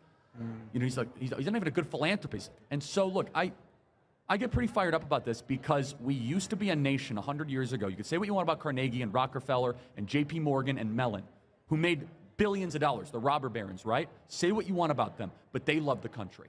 They loved America. Rockefeller loved America. J.P. Morgan loved America. Now the people that have it best, absent Elon Musk, he is the exception. Praise God for him. Mackenzie Bezos, LeBron James, Laureen Powell-Jobs, Reid Hoffman, Mark Benioff, Reed Hastings. They don't love the country that gave them so much. And we are here at America Fest that say, go to hell. Go to hell. We're taking back this country. Yeah, great point, Charlie. Adam. Yeah, I mean, this isn't, I don't know what LeBron's going to do, but this is an inflection point in his career and his life. If LeBron actually loved America and he actually paid attention to what people are saying about him, this would be a great time for him to say, look, I'm LeBron James. I love the hell out of America. This made me the billionaire. This made me the man I am. Imagine LeBron giving a speech like that. Like Jordan famously said, I don't pick sides, Democrats, Republicans. Why? Because Republicans buy tennis shoes too. But LeBron has an opportunity here to be like, you know what? F all of you. I love America. Yes. But I don't see that speech coming. Of course That's not. the problem. And then I'll add one more thing. And shout out to you guys here. And this is the problem that I have with my Democrat buddies out there. It's become abundantly clear that Republicans and conservatives love America more than liberals. And certainly more than progressives. And that's who actually basically hate America. That's a bad thing, man. Yeah. America Fest should be people of all political affiliations. If we had this event 50 years ago, we would have Kennedy Democrats and Rockefeller Republicans. It's not good that America Fest is partisan. It's 100%. It's true. It's real. But like, loving the country is considered radical and hating the country is considered fashionable. Yeah. You get extra tokens and points in Aspen elite society if you hate America. You're at like weird looks if you say this country's amazing. Are you saying you're not going to Aspen for Christmas? Oh no, I'm not. I'm invited to a lot of Aspen parties at New Year's on Red Mountain, Patrick. These people that go to Aspen, you got to be careful with. By the them. way, it's all these top Kenny, Bunkport, Martha's Vineyard, Aspen, Sun Valley. I've been to all your vacation. It's not that nice. Guys, don't follow my Instagram stories during Christmas. you are one of the elites, PBD. But you made a good point, Charlie. And it's like he's obviously the China situation. We see with other athletes too. Who was the WWE guy that John Cena. John Cena stuck up for Taiwan. Spoke in Mandarin. He had to speak in Mandarin to the camera and apologize to his masters, and you nailed it. And it's just, I'm sick and tired of this by the way, he joined the NBA when he was in high school. LeBron, what struggle, what have we done so wrong to? And I think when Trump, God willing, Trump wins, that attitude of people saying like Bette Midler or Barbara Streisand or Cher, if Trump wins, I'm leaving this country. We have to put in law that if you said that, get the out when it happens. You gotta leave. You said it. Your word is binding. Yeah. Bye. By the way, I want to contrast that with something though. That the attitude here. If the bad guys win, we're not going anywhere. Nope. That's what makes us different. Is that I'm going to raise my grandkids here. Yeah, it might get like to be a dystopian hellscape. I'm not leaving. You can't force me out. I'm never going to give up. I'm going to be an annoying mosquito in your ear for as long as I have breath. Yes. I'm not going to leave. Yes. That's Charlie's Wolf of Wall Street speech. I love it. Which I love. But what's going on with Gen Z when we see them sort of parading for Hamas? There's something there, and at the tip of the spear, it's like hatred and disdain for the country that you live in and that you're born in. And you're looking around the world and being like, oh, They're all doing it so much better. Show me a perfect country. And you know what? Move to a more perfect country if that's where you're at. But today you brought up a stat in your awesome speech, sick speech. Give it up for Charlie's speech today, by the way. Sick speech. So sick. Yeah, 2032. 2032. 2032, baby. 2032, remember that number. I approve Lego. Lego. But you said about high school students, Charlie, are tending to be more conservative now because they're probably seeing what's going on in colleges and beyond. High school boys. Explain that. Yeah, so it's the Hill.com conservative poll, high school boys most conservative in 50 years. I think you can pull it up, but high school boys conservative Gen Z. The headline isn't as good actually as the data. Yeah, high school boys are the most conservative they've been in 50 years. Young ladies are pretty liberal. That's it. Yeah, high school boys are trending conservative. I think there's a really great poll that accompanies this. They did a couple stories at thehill.com. But yeah, look, that's it. That's it. Yeah. So that's 12th grade girls, and then you go down to high school boys. Yeah, the girls are that's not good. So and then the boys, you got to really scroll. You know, they bury the lead here, Patrick. They don't even have it for the boys, or they got rid of it. The boys are the most conservative they've been in 50 years, and for a lot of reasons. Look, young men are first and foremost. PBD, this is it. Look, 50 years, most conservative in 50 years. You go back to 1975, they haven't been that conservative. Wow. PBD, you deserve a lot of credit. A lot of young men look up to you, PBD. A lot of young men look up to you. And you're a great role model for them. You're a great father, you're a great husband, you're a great entrepreneur, but you're part of a community of really outspoken men. The Tate brothers, which, people aren't all fans of them, but they've done a lot of good, calling out a lot of nonsense. Joe Rogan, Jordan Peterson, Matt Walsh, you kind of list them across the board. 14, 15, 16, 17-year-old young boys are gravitating towards this genre of content. Unapologetic alpha male, high T, right? Loving the country, free speech. It's okay if you disagree. Let's get into the arena of different ideas. And it is freaking out the left. And because they're getting their news from social media, over-the-top podcasting, that sort of stuff. And you see it happening, PBD. This is one of the great signs of hope. At Turning Point USA, we see it every single day. Young boys are going to shock the world. I'm telling you, they're going to shock the world this coming November. Charlie, I'm telling you, they're going to shock the world. Charlie, actually, so I want to make sense of these numbers because there's actually a story that just came out in the New York Post that actually is very worrisome. Okay, because it basically tells this story. And you talked about have kids, get married, do it as young as freaking possible. Is this the fertility so if you look crisis? at that story, no, not the fertility. Go back to those numbers real quick, Rob. So just break this down for me. Young men are getting more conservative and young women are getting more liberal? Yeah, that's right. Okay. So here's the story. The New York Post talks about red flags in dating, okay? Oh, yeah. Here's the number. The most common red flag for men, 2/3 agreeing to this, were women who had communist and socialist ideology. So they're basically like, yo, I ain't fucking with these communists. That should be the number one dating criteria, by the way. Sure. Never date a commie. Yeah. Fully agree. Never date All right, a commie. but how about this? For women, 75% would not date a MAGA Republican. So here's what's going on here. The men are getting more conservative. The women are getting more liberal. How the hell are they ever going to get together, Charlie, and make those babies you Now it makes sense why you're not married yet. Oh as a my MAGA God, I Republican. got it. And it also Closet MAGA Republican. all this time. It explains why so many women are becoming lesbians. I'm not kidding. It explains why, obviously, because they want what they want, which is they want liberalism. So they go after what is liberal, which is single women. Yeah. And they're like, oh, I don't want a MAGA Republican. Okay, let me get this straight. So you don't want a man that's going to treat you well and protect you and provide for the family and is going to nurture and raise good kids and love the country and, live the American dream? Like, what exactly do you want? Right. And the reason is because they've been propagandized by the media, by academia, by their friends, by the music that they consume, that there's something toxically masculine. And I don't believe them, actually. Deep down, even the most liberal, neurotic woman, she dreams of a strong, muscular, high-T man in her life. The problem is, here's what it is. The root of modern liberalism, and Tucker says this all the time, is these are young girls with daddy issues. It's what it is, right? Mad at dad. My dad watches too much Fox News. Like, okay, get over yourself. Honestly. Mad at dad is the driver of, the broken politics that we see right now. So how does this reconcile itself? Well, honestly, you know, at America Fest, I could tell you the young women here, they want MAGA Republicans. I could tell you, they want MAGA Republicans.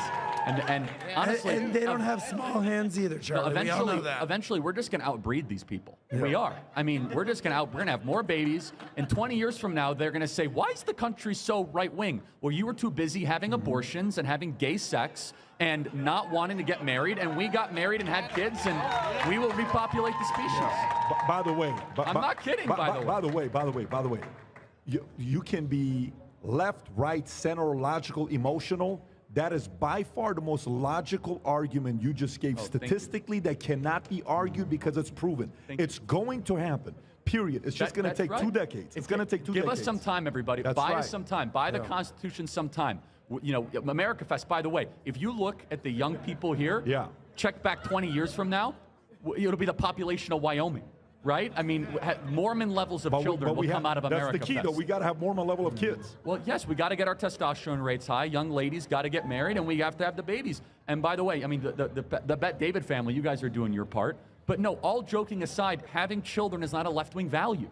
It's not important to them. It's just the data. Like, I'm not even reading into it. So maybe if that's what you're saying, maybe let them keep talking about abortion and let them keep doing this kind of stuff because they're just going to get smart. Is that kind of what you're saying? Well, yes and no. The point is this. Abortion is a moral crime on the country, right? I don't wish that upon anyone. But the truth of the matter is this, is that if left-wing people keep on not having kids, whether it be by abortion or, you know, being in homosexual relationships, how exactly do they think this thing is going to work?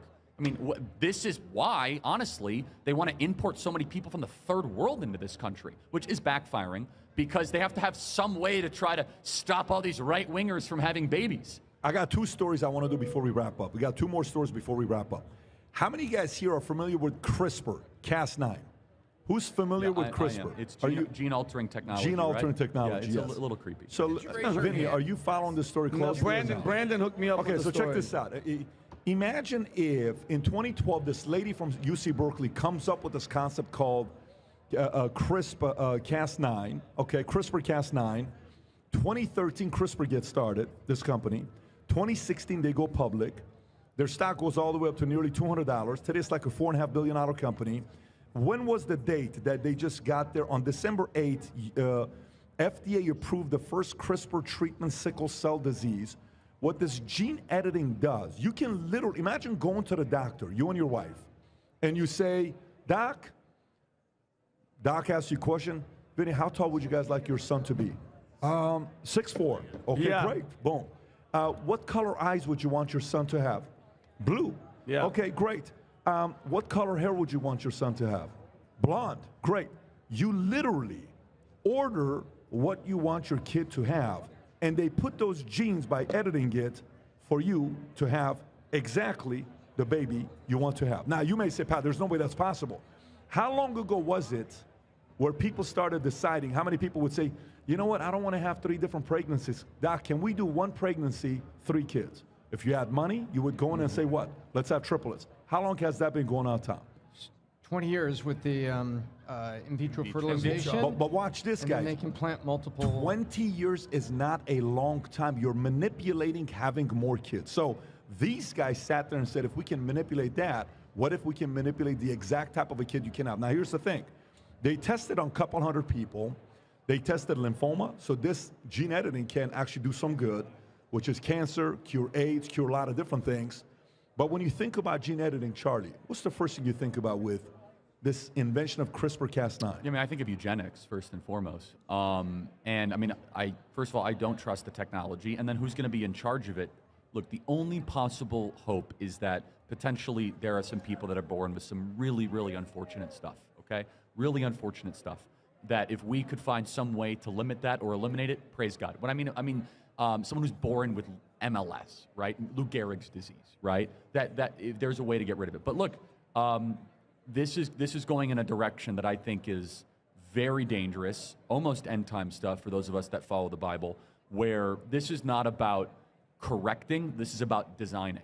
This is about taking a role of God and trying to design the human being you want. I'm sorry, I'm not on board for it, right? Absent an intervention that could save somebody's life from a life-threatening illness. For example, if there are 2 parents that both carry a recessive gene and they know for certain that a child has a 1 in 4 chance of having a debilitating, life-threatening disease. Okay, I think there could be a moral argument for that. But saying that I want to customize my child like I'm going to, build a teddy bear workshop, I think that's really sick. I really do. Tom. Or a nefarious country just deciding they want to build a super race. Superhuman? Well, that's what Brandon was worse talking than about. that. Rob, They can you just give wanna him that build- link about China that they're building Captain Americas in China as of 2020 when we found out? That's the scary part. Yeah, they don't want story, women. please. They just want, I need in 18 years from now, I need to have 5,000 super soldiers, just males, order them up. By the way, this is it. China has done human testing to create biologically this is Clone Wars, Star Wars enhanced stuff. super soldiers, says top official. U.S. intelligence agency did immediately respond to requests for comment about whether China seeks super soldiers for like those in such films as Captain America. They now have gene editing to build Captain America-type soldiers in China. Adam, for you, thoughts on this here? Well, never underestimate people's ability to just have their own self-interests basically endorsed. So people are going to do what the hell ever they want to do. Couple things. If our enemy is doing it and making a super race of humans, well, we're going to kind of have to meet them at their own game here, or we're going to get blown out of the water. I totally agree with Charlie where, like, every year I go to the Special Olympics. My father had cerebral palsy. Yeah. It was a family thing. We would go there. Mentally, he was 100%. He was good. He was sharp. He did math like PBD. Physically, it almost looked like he had a stroke. But I would go to the Special Olympics every year, and it was the most rewarding, empathetic, like, reality check where, like, I'm a 15-year-old kid with pimples. They're like, yeah, you don't have it that fucking bad, buddy. These people have it bad. If you can change those people's lives, people with cerebral palsy, people with major issues, people with all sorts of just autoimmune issues, everything. If you can change that, you're changing people's lives. I would Amazing. be honest. I'm be honest, Patrick. I'm going to be very skeptical about both the ethics and the execution of this technology. But if it can, help people from life-threatening diseases. You know what it is when you think about gene editing? There's a handful of movies you think about. You got Elysium, you got X-Men, you got Fly, you got Jurassic Park. That's all gene editing, right? Wow. So in the hands of the wrong person, they're capable of doing a lot of bad. Last but not least story before we wrap up, Tom. DEI, it's not looking good for DEI. A bunch of people on Twitter are talking about DEI. Elon Musk talked about it. Oklahoma governor signs order effectively banning diversity programs at public colleges, okay? Finally, somebody's stepping up. Yes, let me read this story I to got you. the biggest applause from the crowd. Let's go. Interesting. Oklahoma Governor Brandon. Kevin Stitt signed an executive order effectively banning diversity, equity, and inclusion, DEI programs at public colleges and agencies, prohibiting them from state funds or resources for DEI initiatives, and ordering the dismissal of non-critical personnel. This order is effective immediately with compliance expected by May 31st of 2024. Charlie, what do you think about the story? I think it's amazing. I think every red state governor should follow suit. Anybody in power should get rid of DEI immediately. DEI is a Marxist program that's infiltrated. It is anti-white, institutionalized. And Elon Musk is now one of the most anti-DEI spokespeople of the West. And praise God for Elon of doing that. He says DEI should be rearranged to DIE.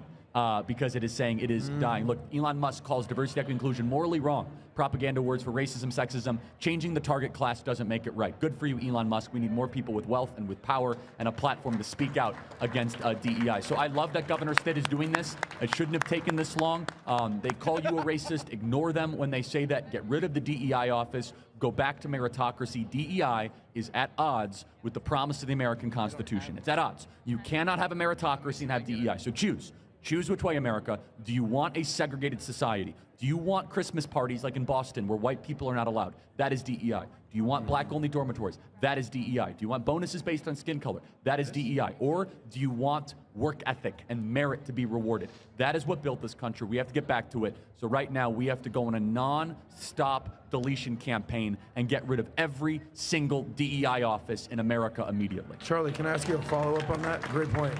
So, they say there's a difference between perception and reality. For the people that aren't really following what's going on with DEI or ESG, everything that's sort of, in our world, for the average person, when they hear diversity, it's like, all right, cool, diversity, that's great. Yeah. Equity, yeah, we all want a piece of equity. Yeah, it's great. Well, it's a different- Inclusion, exactly. Inclusion, yeah. let's be included. I want to be included. So on the surface, like, you know, if you're a liberal college girl, like whatever, like most people aren't paying attention to policies. They're paying attention to personality and just basically optics.